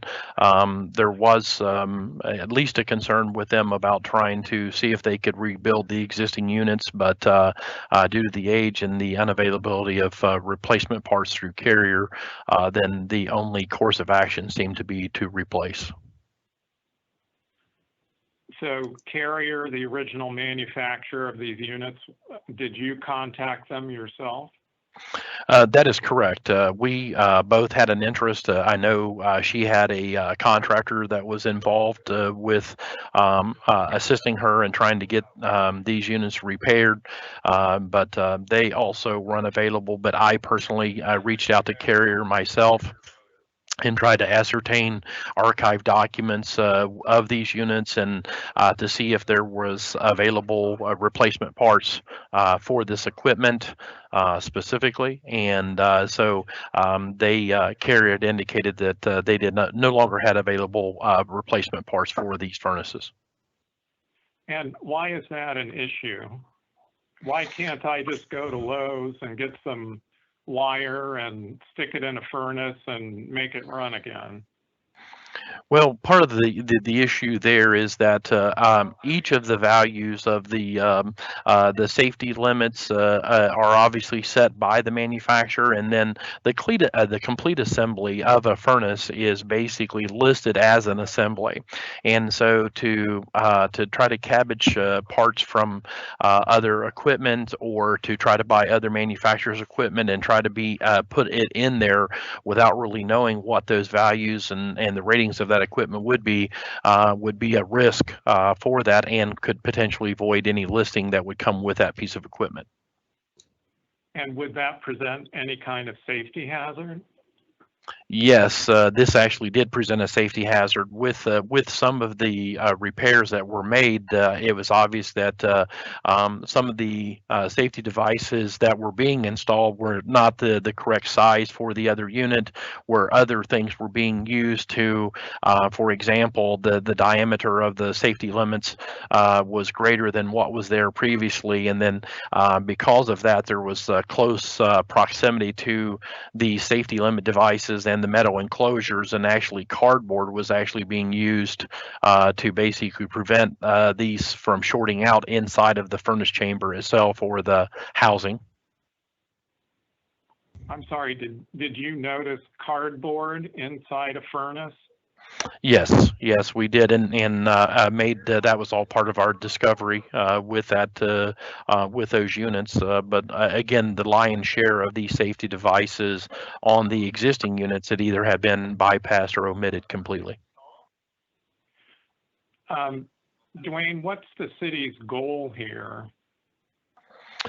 Our primary goal was to work with Ms. Brown, and that's been our spirit of cooperation from the very beginning with her to try to resolve these issues. As Assistant Chief Mike Miller had indicated, we had a previous fire at this building back in 2015 and 1707. Obviously, the extent of the responses and calls that we've had brought this concern to our fire marshal, and then he brought me involved for the electrical background that I have. And so our goal was to try to work with Ms. Brown and try to get these units replaced, especially from the highest tier down as quickly as possible, especially now that we're in the non-heating season. Thank you. Your Honor, I don't have any more questions for Mr. Jenkins. What you did ask him what the objective was, what is Kettering Fire seeking other than a validation of the citation? Are you seeking some sort of monetary sanction or some period of time in which to achieve compliance? Well, primarily, Your Honor, I think Kettering would like to see compliance before the next heating season starts. Okay. Understood. One of the prerequisites, Mr. Hammer, of our jurisdiction is to make sure the citation had been served on the responsible party. I'm going to assume, Ms. Brown, that you were served with these citations? Yes. Okay, thank you. Okay, at this point in time, any questions of Mr. Jenkins by members of the board? Yes, Mr. Chair, this is Paul Began. I figure that these units are also capable for air conditioning. That is correct, sir. All of the units have an air handler within the units, and then rooftop air conditioning units as part of these systems. And then are the heating elements electric? That is also correct. Again, these are air handler with reheat packages within each of the furnaces themselves. Okay. I just wanted to clarify that we're not a split gas fired system. It is electric heat and air conditioning. Thank you. Any other questions of Mr. Jenkins by members of the board? Yeah, I have a question. The owner had stated that they've already started completing or have already replaced some of the units. And I just wondered, do you think that they're making good progress at this point? Thank you, Mr. Smith. Yes, they've have started really roughly out of the highest tier units, which is 1As. They have started on those. We've out of the 7, they have completed roughly 5. But the next tier, which is the tier 1Bs, basically jumps up approximately to 65 to 70 units. So that obviously those are all units specifically with either, again, the safety devices have been omitted or bypassed. And so those quickly could rise to a tier 1A if that's the case. So, but they have started making some progress. Inspections were conducted on 5 of those units, 6 total, just last week. When did they start? Did they start, I mean, were they notified, I guess, in February that they needed to comply? Or when they received the citation, which was like May 5th? We had initially communicated with Ms. Brown regarding these units, and that especially the highest level or the highest tier, we'd like to try to see some action with these as quickly as possible. But right now, I think most everyone understands the situation with the contracting community. She had to go through and vent out some contractors, get cost analysis for that, and so and start some budgetary process. So with that, she did not start right away. Actually, the work just recently started back in as of June. Yeah, I mean, yeah, you're right. I think there may be equipment shortage. I mean, you think that's the case here, that just obtaining units is a problem from the manufacturers? I would be better off to let her HVAC contractor communicate to that that situation. Okay. Would you be amenable to giving them more time than 30 days to comply? We've always, or at least from the very beginning, told Ms. Brown that our goal was to try to work with her and try to be reasonable. We actually asked once the orders were issued that if she would actually create a schedule of a reasonable schedule of completion based on the cost and availability and the contractor resources that were available to complete this project. Yeah, one other question. I mean, these are all occupied apartments, I'm assuming. Is that correct? The majority of them, yes. Yes, sir. Okay. Thank you. You're welcome, sir. Any questions of Mr. Jenkins? No, he answered my question in his response to Brad. Thank you. Mr. Hammer, any follow-up with Mr. Jenkins in light of the board members' questions? No, Your Honor, thank you. Okay. All right. Well, Ms. Brown, this will be an opportunity for you to chime in and tell the board what you'd like to tell the board. All right. Thank you. First of all, the Fire Marshal, Mike Miller, had said that there were several fires at Highland Park.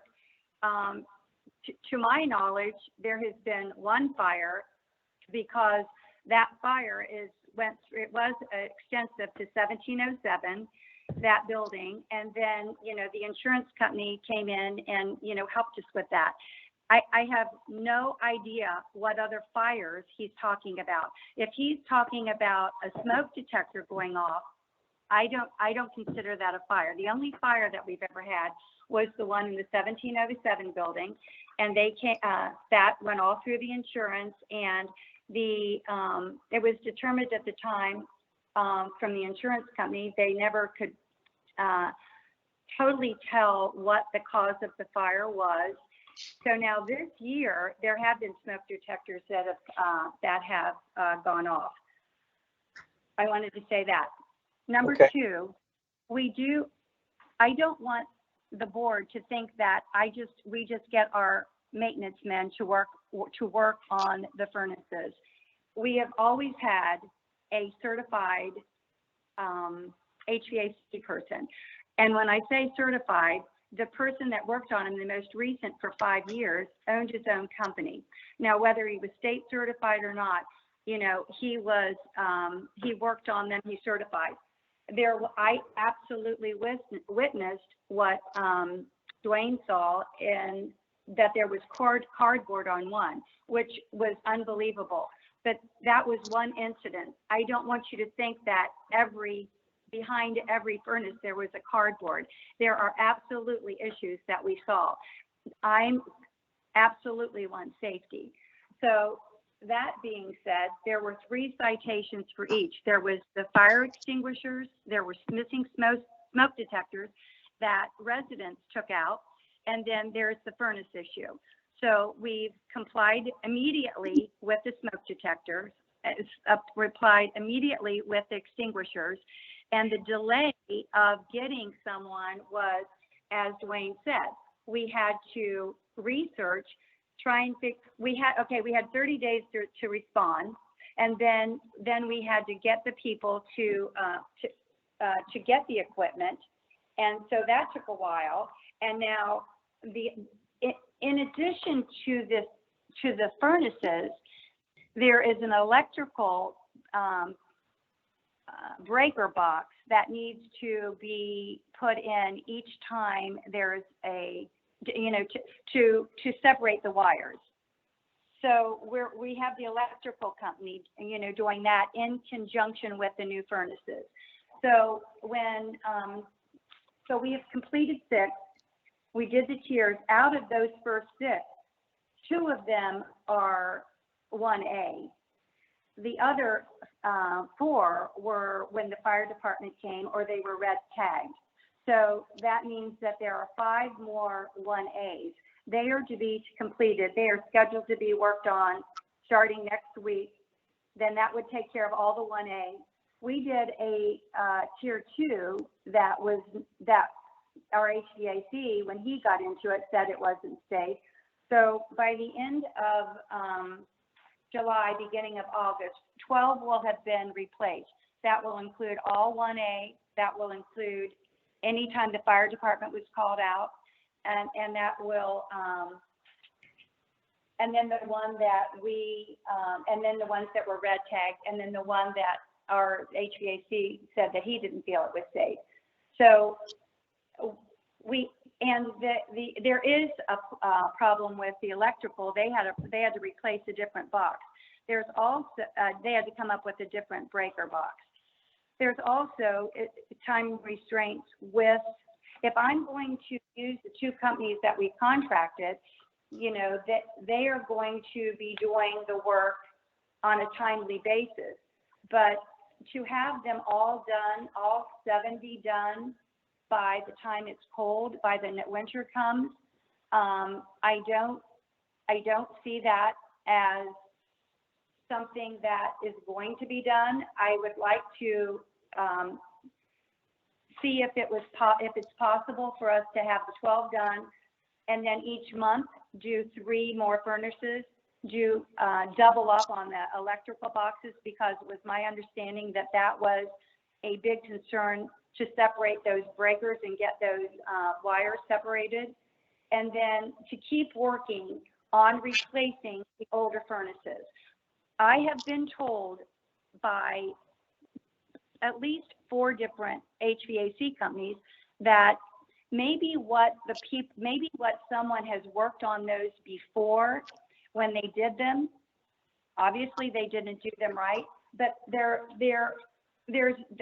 whole thing is there's no reason to have universal parts if they can't be used.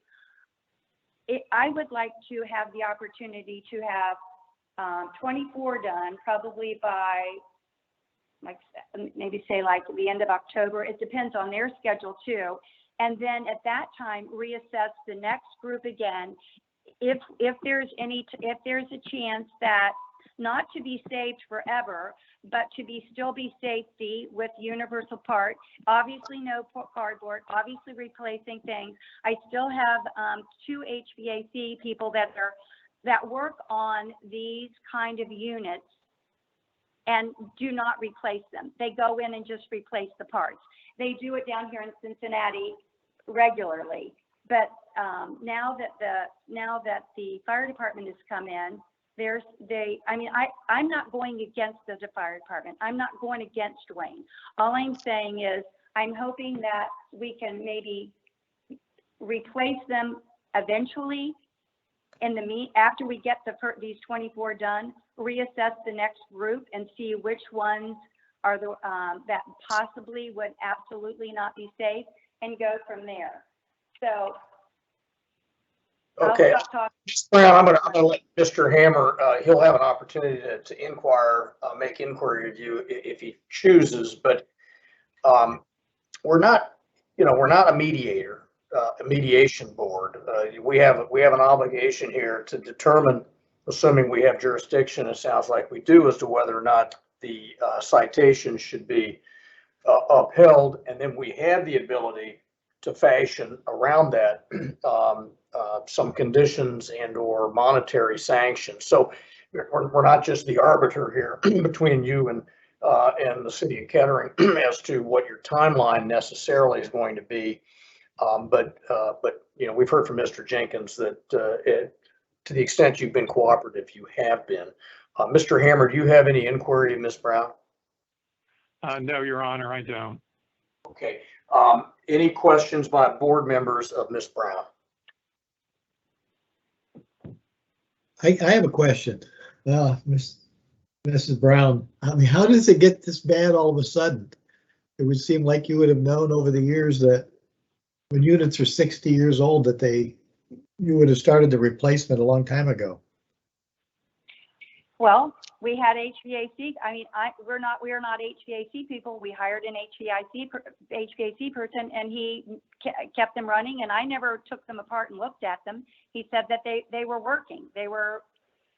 I didn't ask him to jackleg it like I told Dwayne that. I didn't ask him to do anything unsafe. He came in. He worked on them. He owned his own HVAC company. Granted, hindsight, yes, it would have been ideal to have replaced, for a month for that time, and they wouldn't have been. But I'm telling you that there are HVAC companies that said they work on these units right now and repair them and don't replace them. I'm not opposed to replacing them.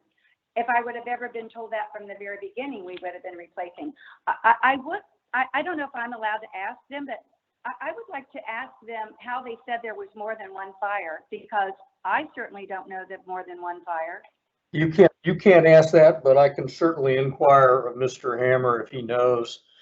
Is that based on a response from the fire department? Well, let's ask Assistant Chief Miller. Assistant Chief Miller, these were all responses from the Kettering Fire Department to the apartment buildings. Is that right? That's correct. I asked our secretary to run a report on the number of fire alarms, fire-related alarms to these apartments in the last 10 years, 2011 through 2021.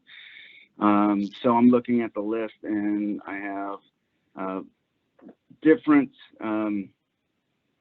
reasons for going, and I have several of them under this. It's a fire, apartment, multi-apartment fire, which is apartment fire, multifamily, apartment fire. So I have 1, 2, 3, 4, 5 reading that way. I have smoke detector activation. I have electrical wiring, equipment problem, other. I have smoke scare, odor of smoke, those kinds of things. There's one that says cooking fire confined to a container, but that's how I came up with this testimony of the number of apartment fires. There is the report I just ran. And regardless, that's how I think you indicated or characterized the property came under the radar of Kettering Fire. I'm sorry? Didn't you indicate that that's how, that's what really put the apartment units on the radar with the Kettering Fire Department? Yes, actually, that was 2021. So at the beginning of the year through May 24th, we've had several smoke detector activation, electrical wiring equipment problems, smoke scare. These are furnace problems that the captains have noticed that we're going to these apartments for the same reason over and over again. And so that's why it was referred over to Fire Marshal Bill Ford. Okay. Again, I'm going to invite questions of members of the board and Ms. Brown. Any questions of Assistant Chief Miller in light of what he just said by members of the board? I do have one question for Ms. Brown. Ms. Brown, how long have you owned the complex? I believe about 15 years. And in that 15 years, there was one fire. A fire being called out is not a fire, but 15 years. Thank you. I have a question for Mr. Miller, Assistant Chief. You know, just kind of tallying up everything, it looked like there was 133 violations. And there was like 74 are in the 1A or 1B. I mean, how many are those all? These all have to do with furnace problems? I mean, are there 74 furnaces that need to be replaced? I'd have to refer to Dwayne Jenkins to answer that. I wasn't at the inspections. Mr. Jenkins, do you have any, can you clarify this? Absolutely, Mr. Chairman. Thank you, Mr. Smith. When we went out there and looked at the units themselves and we created this tiered approach, again, some of the units had already been replaced. Specifically, we did not have any record history, permit history, or anything with those. But out of the 74 that you mentioned, the tier 1A were the highest tier, where again we've either had a direct fire response to them, or during our inspection process that we've seen evidence that would put these in this highest level or highest level of concern for us as far as these furnace. The other units that are the tier 1B are all the units in addition to that basically were all the safety devices. These safety devices, high temperature limit switches, had either been bypassed or omitted completely. So that's why they were still in that level, because without those temperature limits being in place, then obviously they have no capacity to be able to shut off once they reach a certain temperature, and that's why they escalated to that level. So it's not, she doesn't need to replace all 74 units at this point. Well, that's it was our opinion that without the being able to replace or get manufacturer, OEM manufactured equipment parts, replacement parts for that basically would trigger the requirement for replacement of those units, if in fact those replacement parts from Carrier were no longer available. Oh, okay. Thanks. You're welcome, sir. Okay, Mrs. Brown, I didn't want to cut you off of your opportunity to present, but have you told us everything that you wanted us to hear?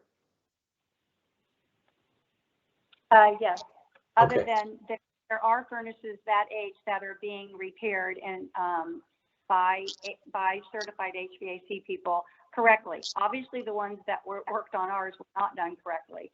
That's all I have to say. Thank you. Okay, Mr. Hammer, any questions of Ms. Brown in light of what she just said? No, Your Honor. Thank you. Thank you.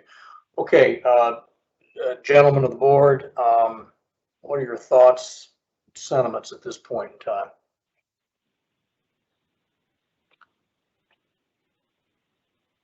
Well, I would certainly vote to uphold the citation. And I'm doing this on a consolidated basis. I do think we probably have to, maybe we don't. We'll cross that bridge when we come to it, but I'm just trying to get a sort of a general sense as to where everybody stands. Chip, I'm sorry to cut you off. Go ahead. No, I would certainly vote to uphold the citation.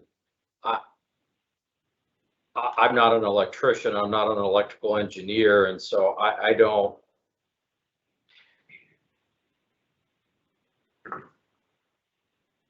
know the severity of some of the issues. I mean, obviously limiting switches and things like that over heat protections are major concern. And I guess at this point, I would, any penalty or whatever, I'd leave that up to the code enforcement folks and the fire folks to deal with that, because as the owner said, repairs are being made, and as time progresses, some things are going to drop off the list and some things may come up. And so I just want to see this done and taken care of, because there's people in these units. Understood. Paul or Brad? Yeah, I would uphold the citation. I guess it's just a matter of, if there's a penalty, and I assume there has to be something with teeth in it to make sure that she complies. And I don't know what that is. That would be a deferred sanction in your mind? Possibly. Mr. Chair, I would, just from my perspective, I would defer the sanction at this point, because the citation was just issued and repairs are underway. If we were 6-8 months into this and nothing had happened, then I would probably be of a different story. But we're making progress here, and I don't know that spending money on a citation is at this point where our focus should be. Right, and I haven't heard Kettering Fire indicate that's what it desires to achieve today. Right. Okay, Paul, what are your thoughts? Yeah, definitely I would vote to uphold the citation. The concern is really the safety of the residents. So what I want to be able to do is to be able to give a path forward for the city to be able to either through penalty is probably the easiest way to ensure compliance. Saying that we're going to have 12 of the 75 done this year seems a little bit light to me. 24. Even 24, that's only a third of the units that have safety concerns in there. What I would like to prevent, being an apartment building owner myself, is having the city declare those particular units unsafe and force your tenants to move out because of that. It's really, and I don't know if that's up for us to decide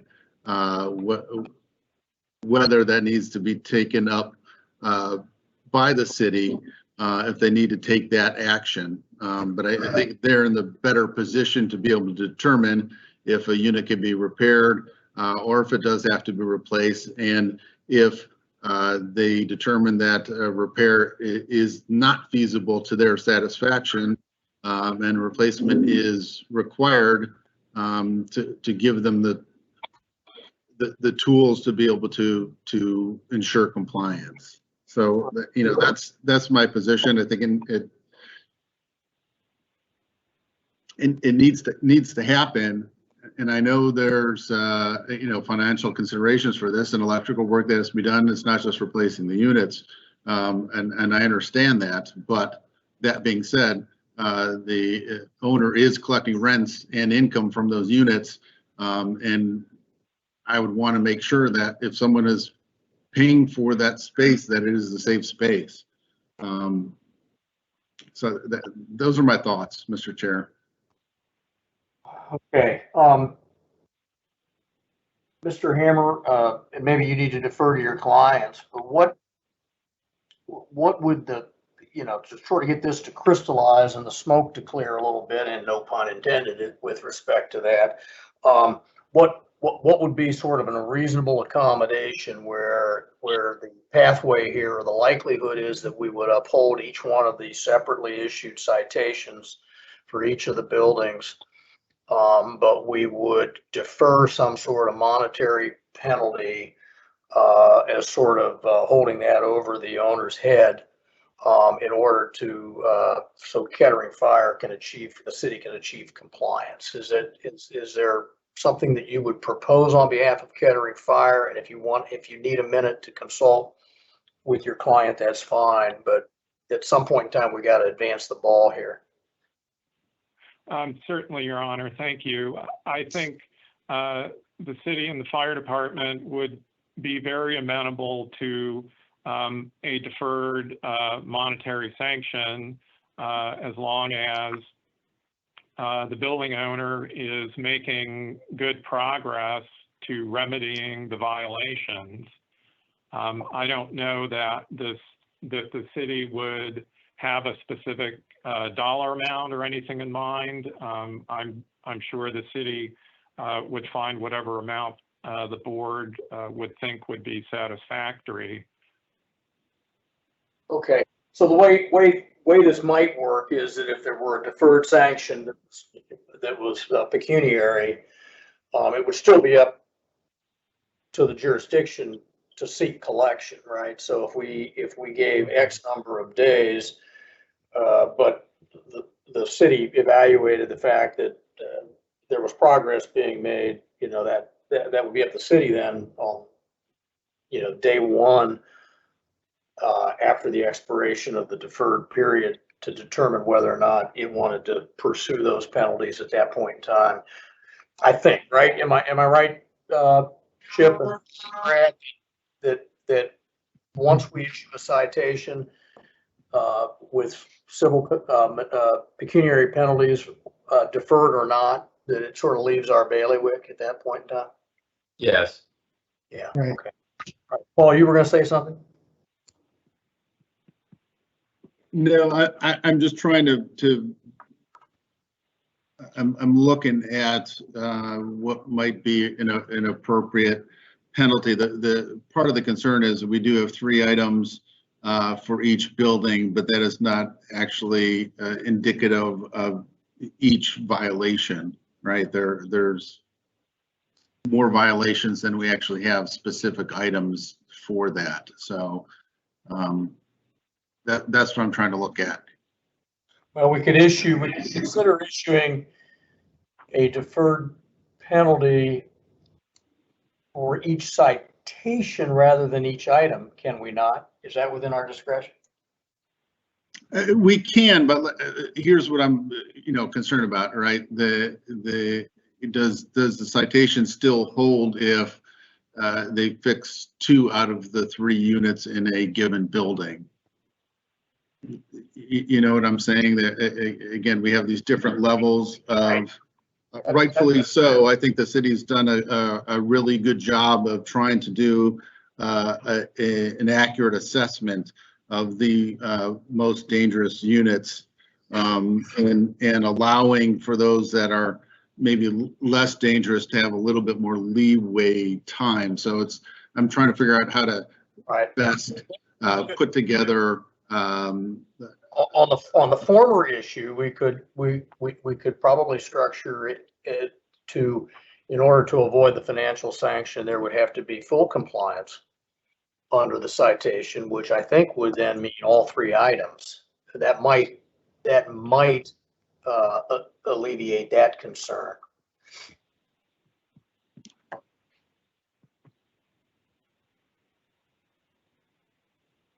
Yeah, I think that would be okay. And again, maybe our job here today is just to set it up, and then at least that will just give the city the tools of whether or not they want to pursue it as they determine compliance.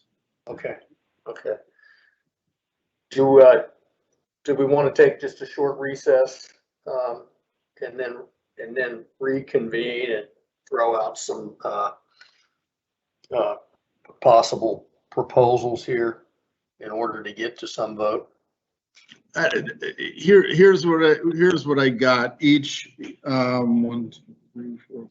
Each of the 6 buildings listed here have 3 items, each at $1,000 per day. So I did go through every single one of them just so that we have a basis of what's there. I don't know, Chip, if you have any thoughts on how to construct civil penalties. 1, 2, 3, 4, 5, 6. So we've got 6 separate citations, 6 separate cases, 3 citations within each at $1,000. I'm thinking, just for round numbers, $18,000 to be held in abeyance. And then at some point, I mean, 4, 5, 6 months down the road from now, if compliance is not achieved, then some recurring penalty and that abeyance stops, something to that effect. I think we've maybe informally debated this among ourselves, and if we have, I don't know if we reached consensus. Can we uphold the orders and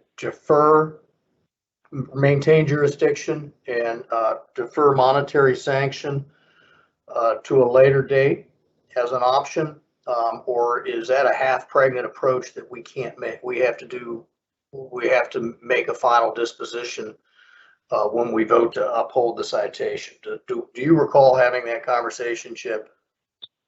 No, but I don't think we can split the baby. I think we have to,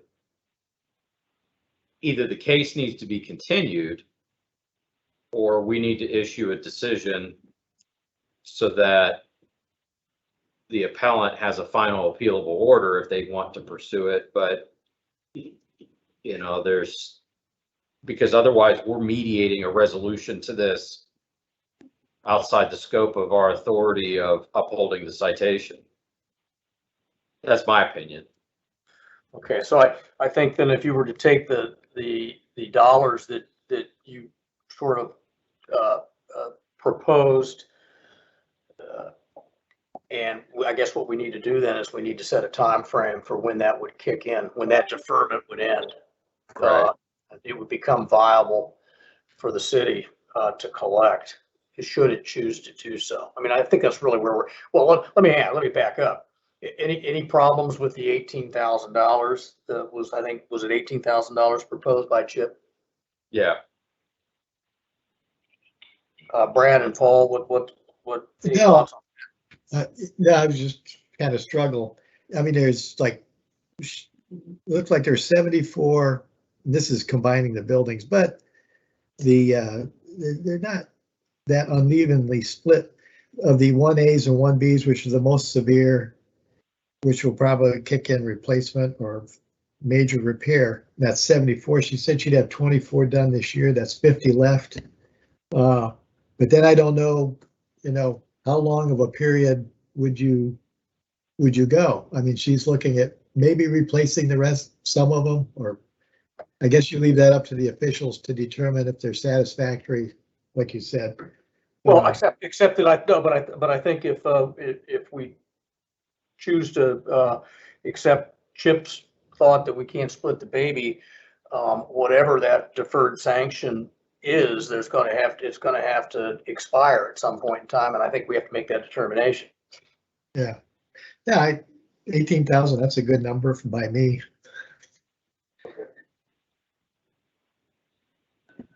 I guess, Mr. Chair, from my standpoint, these issues need to be resolved by the end of the year, once we're back into the heating season. I mean, I'm not sure the issues don't exist now in terms of these are dual units, but I'm not the engineer. I don't know.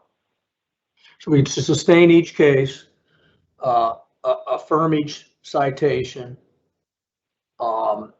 issue a monetary sanction of $18,000, that would be deferred until 12/31/2021. Is that something that might work? With a recurring penalty thereafter if we haven't achieved compliance. Like on a monthly basis, probably 18,000 a month. Okay, comfort level, Paul or Brad, with that? Or some alternative proposal? Here, let me throw this out there. Again, it's kind of the time period. If between now and November is 4 months, that's 120 days. If we allow it to extend through November, that's 150 days. That being said, I think we're going to have to do each one individually. So I think the $18,000 is adequate, but I think what it is $3,000 per building. So let me throw this out there. One-time civil penalty of $3,000 to be held in abeyance for a period of 120 days or until all violations are abated to the satisfaction of the fire official. An additional $1,000 per month civil penalty shall be assessed for each month after the initial 120 days until all violations are abated to the satisfaction of the fire official. I could live with Chip, Brad. That's $1,000 per month per building. Is that right? Yes. Okay. Yeah. Mr. Hammer, thoughts from the city's perspective on what you just heard from Mr. Big? Your Honor, I think the city can live with that. Okay. Ms. Brown, you have an opportunity to make a record, but we may be headed in that direction. Well, I'd like for it to be explained clearly one more time. And I would also like to note that the person that took Fire Marshal Bill's place that I spoke to that came out to do the thing, he said, you're really making great progress. Logistically, you couldn't possibly get all this done. So I wish he was sitting there right now because that's what he said to me. So yeah, well, here's the situation. The way it's proposed, it would be deferred, held into abeyance for a period of time, or to the satisfaction of the fire official. So there'd be some discretion that the fire department could afford you if you're up against the 11th hour and you need more time. But that being said, I'll ask Paul to restate what he has proposed, which the city has seemingly accepted, and to which the board seems to be agreeable to. Paul, can you state that again? Yes, Mr. Chair, if you give me a second here, I'm kind of typing it out so that I can put it up on the screen for everybody to take a look at. Okay, let's do this. I'm going to exercise my discretion real quick for just a short minute or so recess to use the restroom. Off the record, Sam. Time is approximately 10:52 and we're going off the record.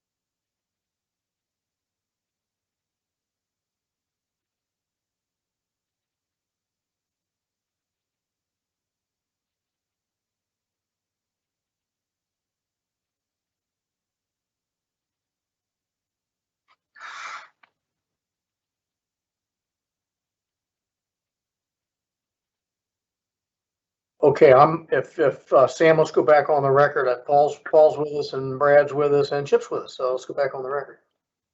Or maybe Chip isn't with us. Oh, sorry. Maybe No, Chip. Okay, good. Very good. We're back on the record, Sam. Thank you.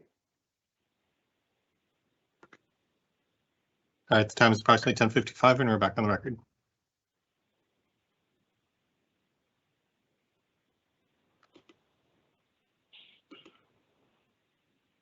Okay, Mr. Chair, I have put up some conditions. I typed them out so that we can make sure that we're reading this accurately, and if we need to make any adjustments. Ms. Brown, do you have the screen? Do you able to see the shared screen? It just says lighted and continue in a moment. That's what's on my screen.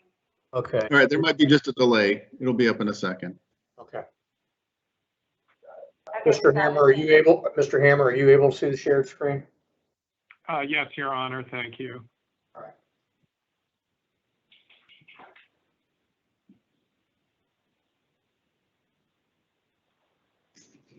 Paul, why don't you go ahead and read it and just maybe read it slow and we'll. Sure. My motion would be as follows, Mr. Chair. Based on the evidence submitted and testimony, the board upholds all items of the citation, and a one-time civil penalty of $3,000 shall be assessed to be held in abeyance for a period of 120 days or until all violations are abated to the satisfaction of the fire official. If all violations are not abated within 120 days of the date of this order, an additional $1,000 per month civil penalty shall be assessed until all violations are abated to the satisfaction of the fire official. Okay, so Ms. Brown, that the satisfaction of the fire official is the discretion that if we were to uphold the citation, the fire official could exercise in your favor should he choose to do so. Do you have any other questions on what was it on the shared screen or just read to you?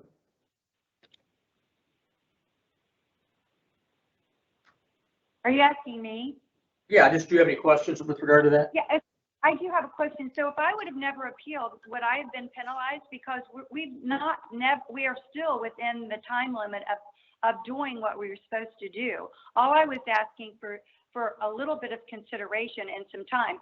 So no matter what, would I have always been penalized no matter what, no matter if we'd have had a hearing or not a hearing? Because now I feel like I'm being penalized on top of being penalized. So I really don't understand it. And, you know, I guess getting an attorney would have just been another fee. The reason why I didn't want to get an attorney, because I was never really going against the fire department. I always was working with Dwayne and them. I was told that I was, you know, you're making progress. I'm going to have to hire 3 companies to get it done within 120 days. It's impossible to do what they're asking me to do. What I'm going to have to do is have people move out and have empty units and have and just have the furnace be taken out. And yes, I do want to have everyone safe. I don't want a fire. I don't want anyone to die in a fire. That would be my first concern. But now I'm going to get penalized $3,000 for having the appeal. I really don't understand it personally. No, I don't understand it. Mr. Chair, if you allow me a moment to respond to that, just so that Ms. Brown understands what we're trying to do here. First of all, Ms. Brown, yes, most likely if you did not appeal this, the city still would have brought this to this board to verify their citation. That is normal and has happened many times before this board. So if you did not appeal, what the city would do was they would be required to come before this board in order to verify their citation before they decided to pursue you. That being said, the intent of this board, and I believe the city as well too, is not to fine you. The intent of this board based on this motion is to be able to give the city a tool to ensure compliance. So this order does not necessarily mean that you will get a fine. It will be up to the city to decide if they want to pursue you in court to retrieve those dollars. All this says is that we have heard the testimony from the city and the fire department and from yourself, and find that the violations are indeed accurate, that they have occurred, and that there is a life safety issue here. That is all our job is here today to do that. It is really going to be up to the city, and especially with the way that I have framed this motion, that it is up to the satisfaction of the city whether or not they want to assess any penalties or pursue you for those dollars. So you're not necessarily being that fine is not necessarily going to be enforced, only if the city finds that you are not making progress to their level of satisfaction. Let's put it that way. Yeah, I want to be careful here that because we cannot advise Ms. Brown, but again, maybe we'd have to defer to our counsel, but I think until we've actually deliberated, she might have the right to withdraw her appeal. But if she did that, I'd encourage her to consult her own independent legal counsel to do that. Chip, do you have any thoughts on whether she would have the right, once we've called the case, to dismiss? We remove items from our consideration. Wouldn't you have the right to remove the appeal itself before our consideration? I don't see why not. Yeah. I mean, it is her appeal. I mean, right. So that's an option, Ms. Brown. I'm not encouraging you to do that. I'm not dissuading you from doing that, but you did raise the issue as to whether or not, had you foregone an appeal, whether or not you'd be in a better position with vis-a-vis the city than you are with the Board of Building Appeals weighing in. So that would be an option. Another option, I don't know that we necessarily want to continue the matter because of the concerns that have been vetted here on the record, but that might be an option as well. Otherwise, it looks like the vote would be to uphold each one of the citations with the terms and conditions that are on the shared screen and were read to you by Mr. Began.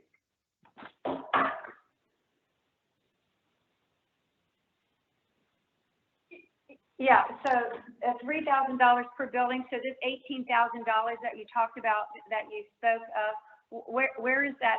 I'm supposed to write a check to $18,000 to whom and by when? So, again, Ms. Brown, that is not what we were saying. I don't know if you listened to what I told you before. So our job here is really only to review the citation and determine if it was fairly and accurately made, right? So the violations are there. I did not hear any testimony from you that those violations are not there. So and I only speak for myself, and my other board members can weigh in too, that I would vote to uphold the citation because we think that the citation was fairly and accurately made, right? So the assessment of the penalty is really up for the city to decide to pursue. We are saying that we're assessing a penalty does not mean that you need to write a check. It only means that it gives the city the ability, after 120 days, if they don't see enough compliance, then they can pursue you for that penalty. That's all it means. It doesn't mean you have to write any checks.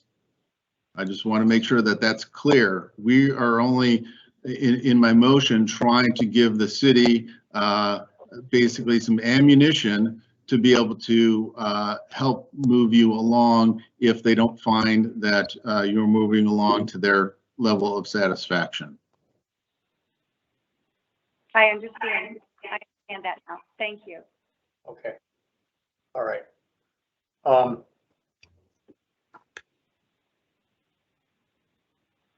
Mr. Hammer. So the question to you, Ms. Brown, is since you raised the point, you could, if you want, withdraw your appeal at this point, even though we've heard the majority of the case, of which then I would only guess then the city would then come back before us at their next available opportunity to rehear this case in your absentia. And we would end up probably at the same case.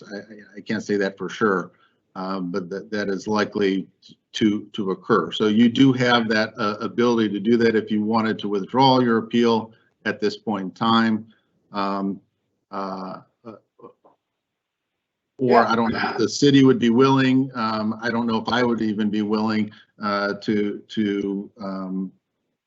for a continuance until you consulted legal counsel. So I think the chair wants to just make sure that before we proceed with a vote for these cases, that you are aware of the opportunity that I think the rest of the board is willing to provide you with to withdraw that appeal. Right. So you, by filing the notice of appeal to each one of the citations, you dumped it in our lap. It appears that you have the ability to take it out of our lap before we deliberate if you want to withdraw it. That would return you to the status quo. That would mean that your company is still subject to the Kettering Fire citations. Kettering Fire would have options to pursue validation of that in front of this board in a different format sometime in the future, but it might also allow you the opportunity to get with Assistant Chief Miller and to the extent Mr. Jenkins would be involved as the electric safety officer and plans examiner to come up with this schedule that I think Mr. Jenkins testified to that the city was interested in seeing. So, you know, it's throwing a lot at you and you're not represented by counsel, but you would have the right to remove it from our consideration now. And if not, it would appear that I will entertain a motion. One of my colleagues will make a motion, and it will be on the terms and conditions that have just been read to you and put on the shared screen.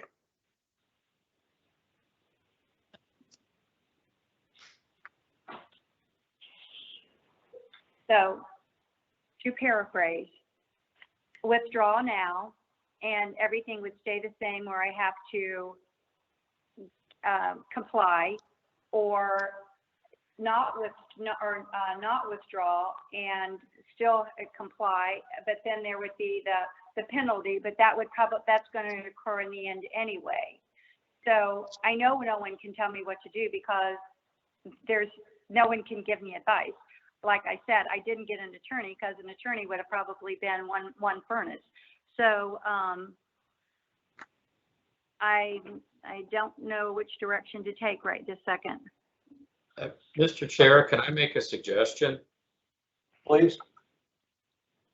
Maybe we continue the matter for the opportunity for the appellant and the city, and if she should get legal counsel to, for lack of a better explanation, come up with a consent decree that either this can be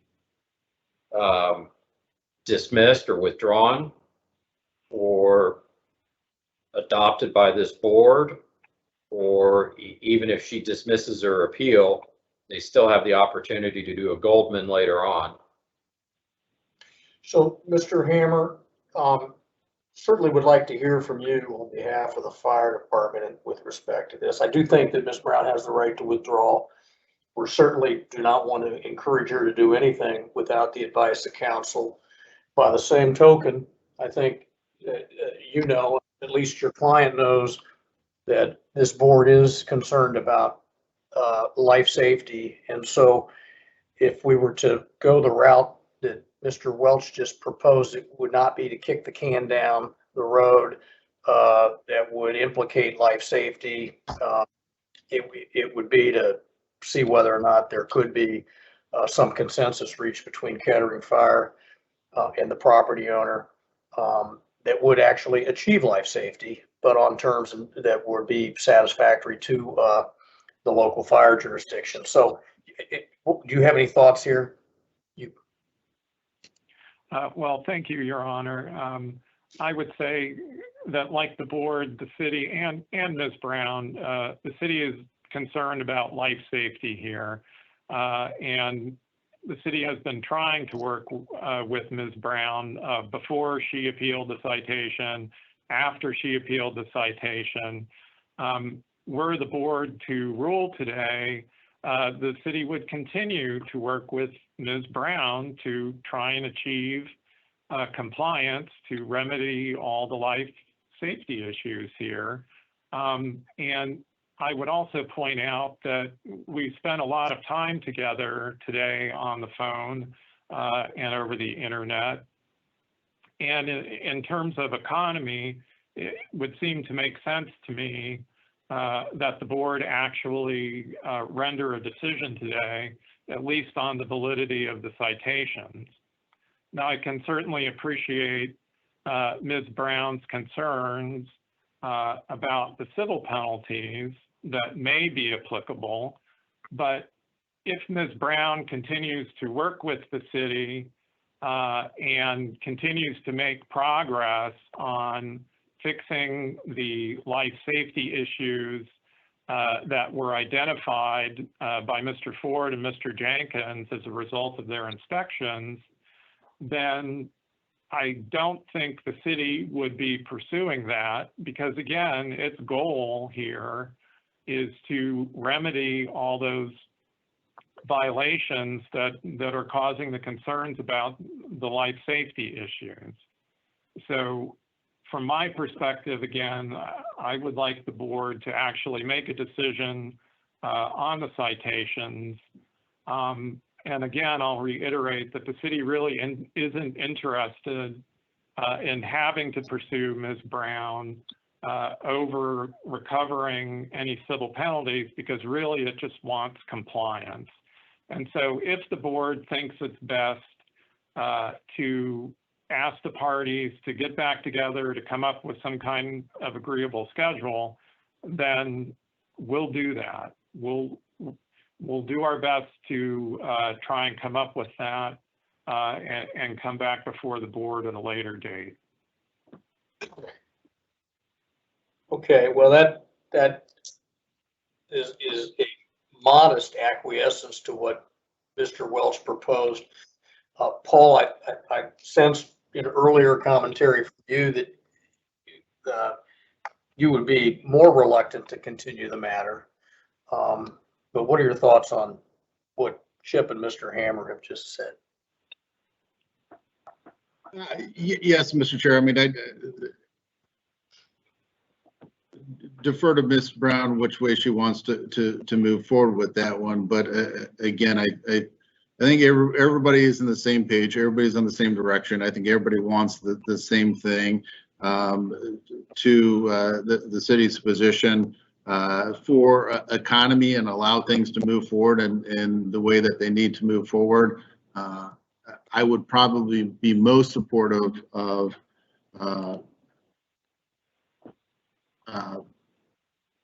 making motions today and let the parties move forward. I think all that would happen in the meantime is, you know, if we were to get a withdrawal, that the city would come back again before we'd have to do this all again, or admit the testimony from today as a precursor to making a motion. So I do think we're going to end up at the same place. So I would prefer just to do it now. So that'd be a dissenting vote to continue unless the matter is withdrawn from our consideration. So Brad, you've got an opportunity here to tell us what your thoughts are. Yeah, I agree with Paul. You know, I think it's either way, we should just get it off dead center and make a motion to uphold the adjudication and the possibility of penalties. I don't see any purpose other, of continuing it at this point. So I would be in favor of voting today and moving forward with it. Okay, Ms. Brown, I probably agree with Mr. Smith and Mr. Began that we either are going to proceed through some sort of final disposition today, or you can withdraw that from our consideration.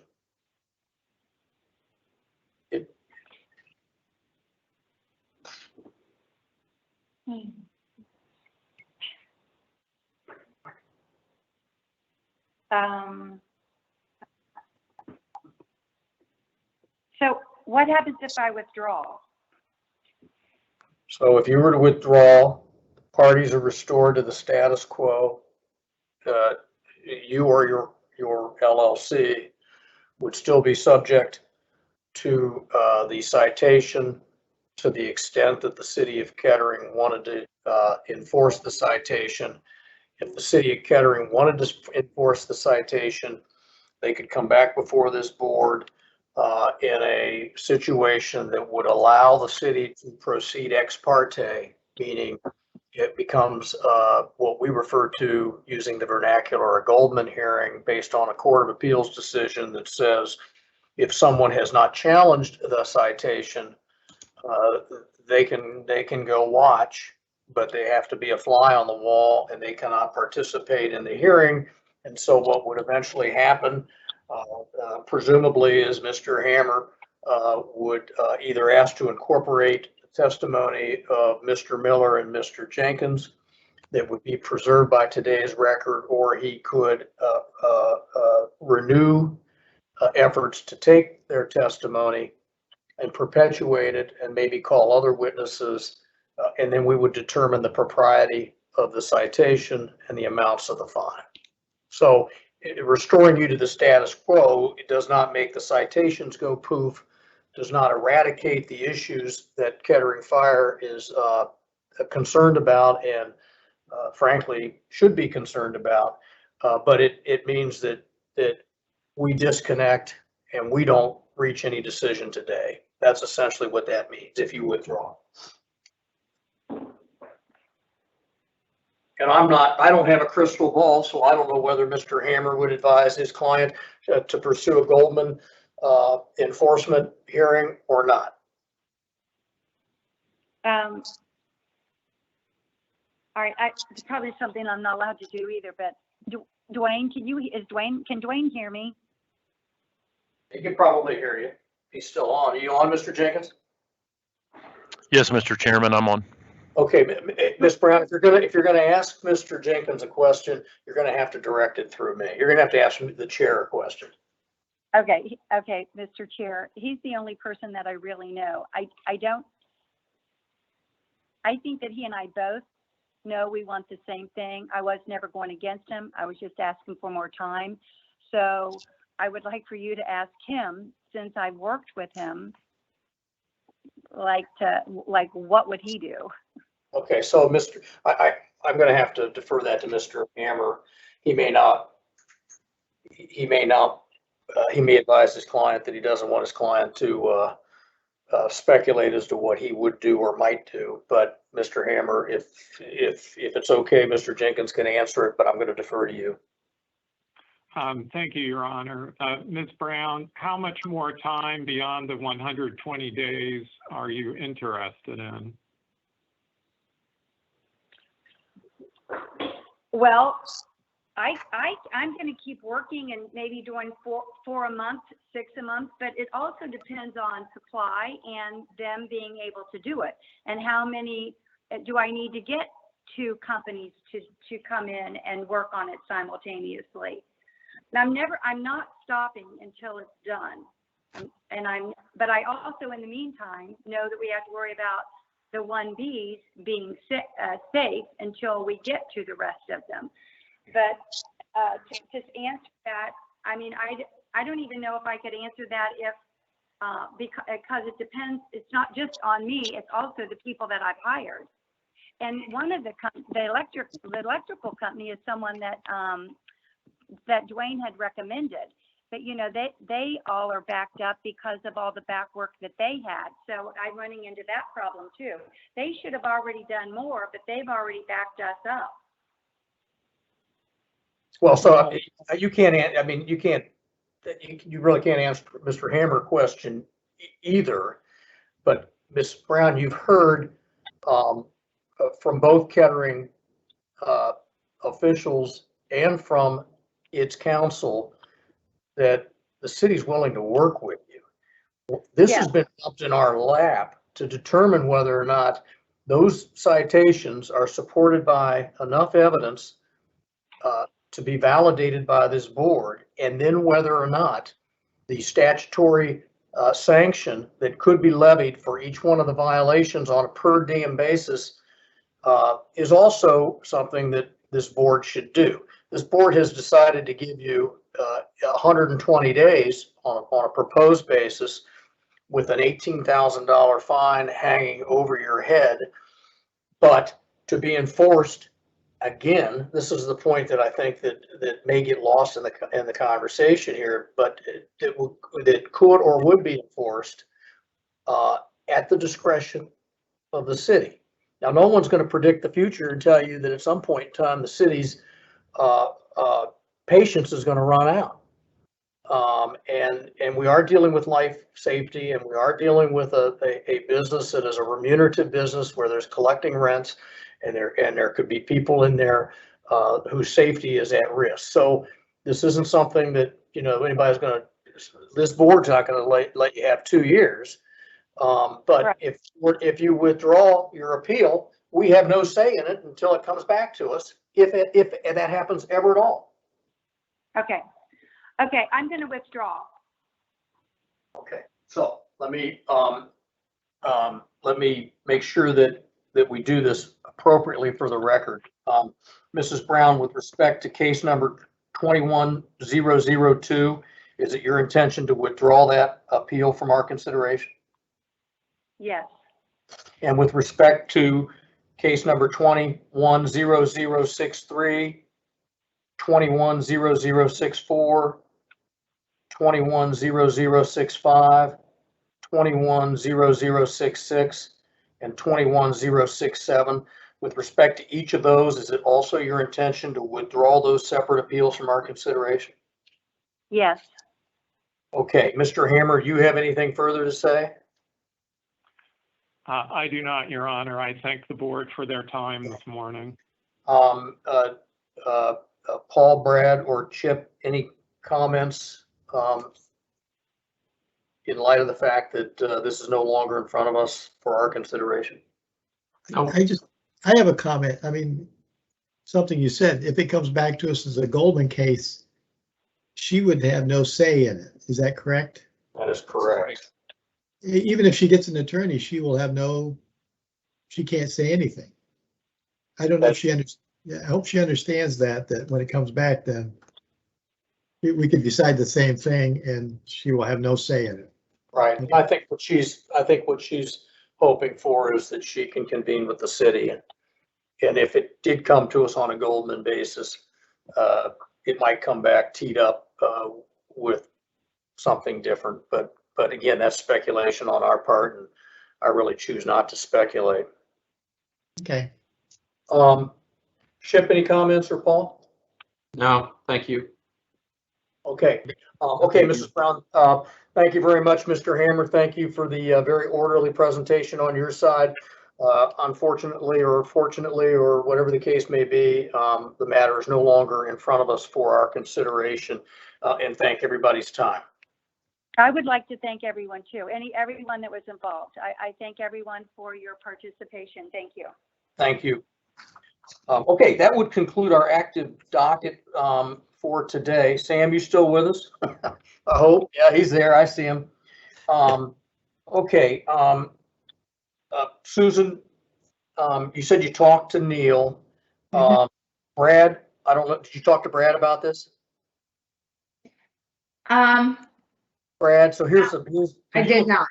Can you look at your calendar and see whether or not you could because of some docket considerations and cases that need to be heard, originally Susan was hoping that she could do half day the 15th, half day on the 16th.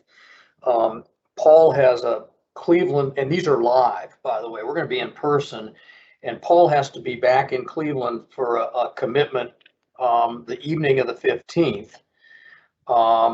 And so he could do like the morning of the 15th and then sometime on the 16th if we started later. But the problem is I won't be back from North Carolina until very late on the 14th.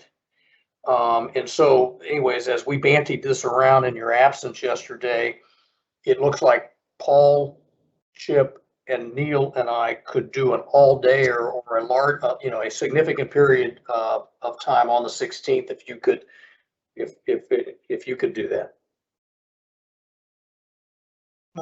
Yeah. Well, that was I easy. think so. Okay. Yeah. So Susan, let's do that. You're just gonna have to reissue notice. Have you issued any notices for July 15th? No, I have not. Okay. So if I understand it then, gentlemen, that we will remove Thursday, the 15th from our calendar, and we will do something on the 16th. Now let's talk about what time do you want to start then? She hasn't issued notices, so that'd be pretty easy to, we can make up a time. It really only matters for really Paul and Neil who have to make the commute. Yeah, I think what Susan said is that Neil's going to be in Columbus anyways that week.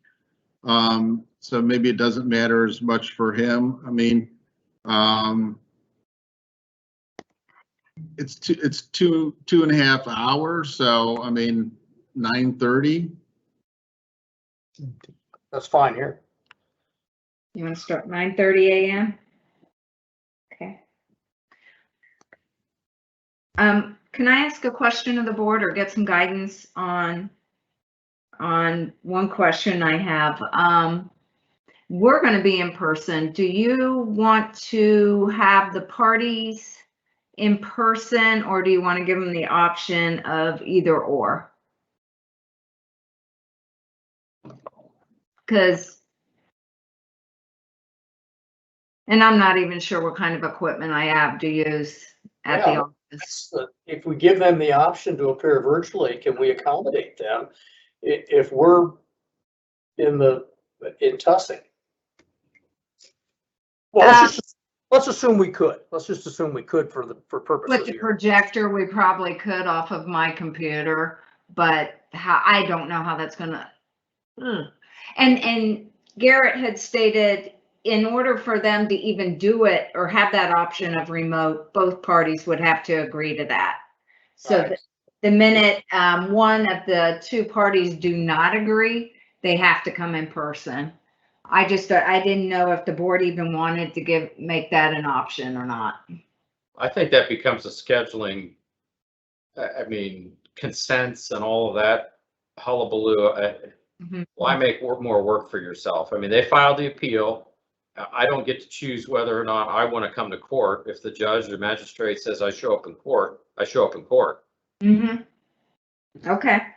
I mean, I'm putting it out there. I would say there's a technology issue, right? And I know we discussed this last year, before we ended up going remote, of that possibility. And I think we were open to that possibility. But until we have that technology problem solved, I don't want to try to run hearings, on maybe this will work, maybe it won't. Right. So I would be in favor of meeting, having all parties meet in person until such time that we know that we have a system in place that works and we've tested it. Right. I remember Jeff talking about the fact that the hearing room may someday, this is pre-COVID, may someday be retrofitted to allow that. But to my knowledge, that hasn't happened, right? Correct. Well, we probably answered our own question. Brad, your thoughts? Can't we just keep using the system we're using now? Oh, he likes remote. Yeah, can't we just stay remote with Microsoft Teams? Actually not, it expires on July 1st. Yeah, I know. Temporary thing.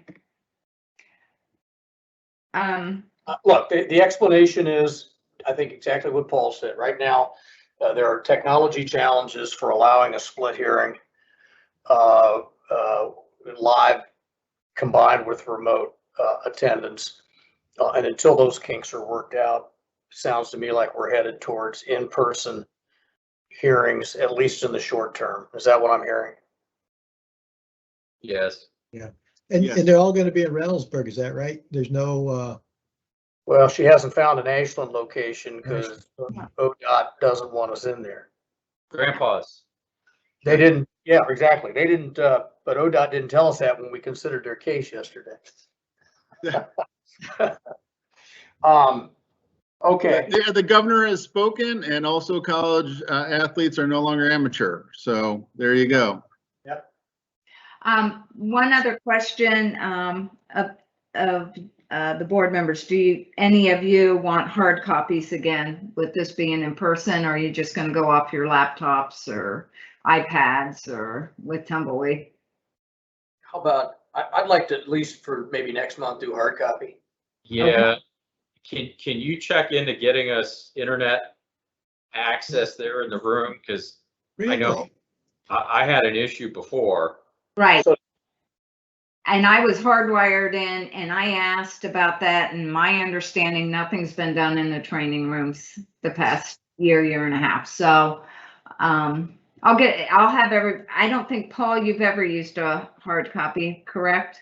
No, and I was able to use the guest internet access okay during the hearings. Assuming all of that is in place, it's probably worthwhile, Susan, for you to just go back to IT and say, hey, we have some people coming in the building again. We need to make sure that they probably haven't even maintained that guest connection because there's been no need to, just to make sure that it is up and running. So that they know in a couple of weeks we're going to be there. I will get with IT. I will continue using. I don't want hard copies in either. No. Okay, so just put it. If you upload it, like you normally do. Mm-hmm. And I guess I can always download it onto my laptop. So yeah. Okay, so Carl and Chip, you want hard copies? Do you want to mail to you or just available to you when you arrive? Just available is fine. Just available is fine. Okay. Got it. Okay. Can I wear shorts still? I don't care. Can you put Susan, can you put a little screen or a curtain on the conference room on the table so that they don't. So that Paul can. They do that. It used to do that in my criminal cases, so the jury wouldn't see the guy in shackles. It's a privacy panel. Yeah. Well, what are you going to put Chip in shackles or something? As long as Paul gets there before anybody else does. No. Okay. Anything on the end of July or push it out into August? We're just have Columbus. So however you guys want to structure that, if you want to do it. What we know, you get back the 26th or 27th, right? I'll be back in the office the morning of the 27th, and I just, I'll have everything that was received in the week before to deal with. Anything that I received before then that I can schedule, I will, outside of the 16th. So I don't know if you want to push it out to the first week of August or, again, we don't have Ashland to use. Yeah, here's the thing, how long is it going to be before ODOT lets us use their facility again? I think the good thing about Ashland is it allows people from the upper half of the state not to have to drive all the way down to Columbus. Correct. I don't know if there's any other state facilities that might be open and or available to us. that are reasonably easy to get to. I mean, if not, you know, I don't know if we would just try to stay constrained to the 2 days in Columbus for August. The email that Susan sent us yesterday looked like, at least ODOT as of now, was saying no through or until September, maybe. Labor Day. Check after Labor Day. So if we can, I mean, I'll start looking around for a different location up in the northeast section, and get back with you, but I don't have anything at this time. It's something I gotta check. And I think we have to use a state agency. We used to use local, but then that rule changed, and I have to find a state agency. I can check and see if anything's changed in that area. So given that, do we just want to schedule the 2 days for August in Columbus and forego early month day? Yes, I think so. Because it doesn't look like we're gonna have a northeast facility.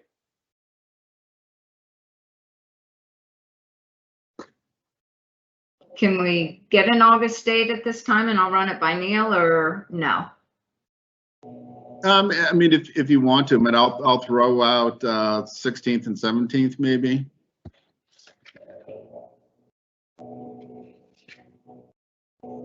I have a trial the August 17th. It's supposed to be all day.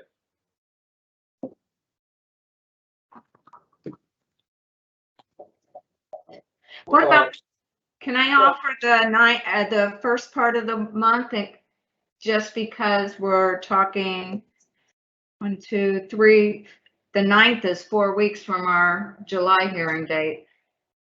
I have a federal court sentencing the afternoon of the 10th. But otherwise, the week of the 9th is okay. And frankly, the 2nd, 3rd, or 4th of August would work for me, but not the 5th or the 6th, because I sit on the Bar Association Judicial Screening Committee, and we've got 2 days of full screenings. I would be okay with the 9th and 10th if you wanted to do that. I'm in trial 10th. Yeah, I have that federal court hearing on the 10th, but that's not till the afternoon. How about 11th and 12th? That works for me.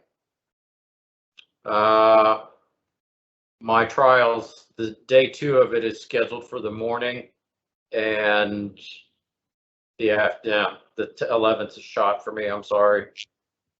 You just do it without me. Or you just get a mistrial on the 10th, then you're available for the 11th.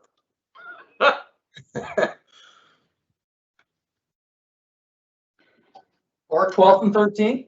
Well, 12th and 13th that would be okay with me, I guess. Or the afternoon of the 11th and the morning of the 12th, taking some gamble with Chip. I'm on another trial on the 12th. Sorry. Hey, just for the record, 19th and 20th. just for, I'm available any day, so just for the record. Well, I know I can't do 19th and 20th. Okay. Has anybody mentioned the 2nd Pittsburgh. or 3rd? 2nd or 3rd? I can do that.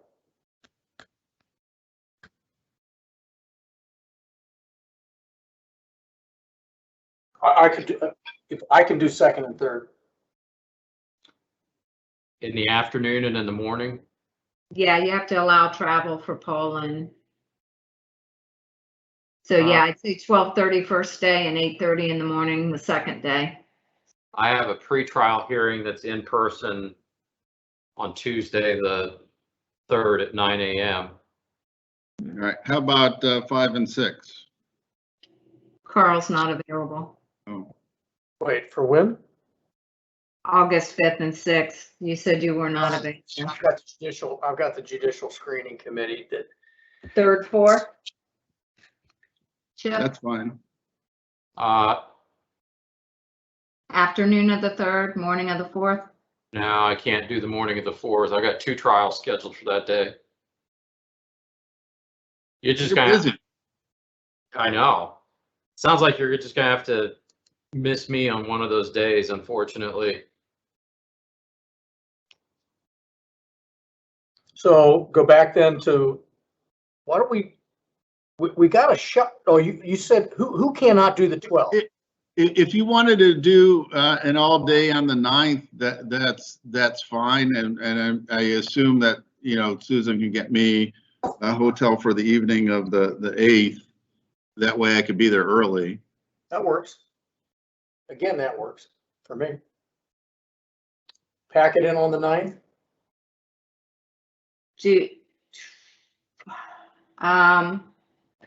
It's up to you guys, but when it comes to It's a long day. payroll, I can't do that if I can't do the 2 days with 3 days preparation. Just a thought, correct? I don't Right. know. So if we do 9th and 10th, we just don't have Chip on the 10th. Is that correct? Or we don't have Carl too? Well, you would have me, you probably, if you do the afternoon of the 9th and the morning of the 10th, I can commit to the morning. My federal court sentencing hearing is at 2 o'clock in Okay. federal. So yeah. Right now I have a hearing scheduled for the afternoon of the 9th that may or may not, I'll know this Friday whether or not it'll go or not. Because the first part of it is this Friday.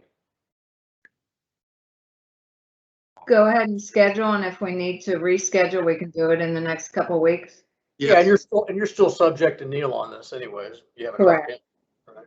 All right, afternoon of the 9th, morning of the 10th, and we'll just hope things work out.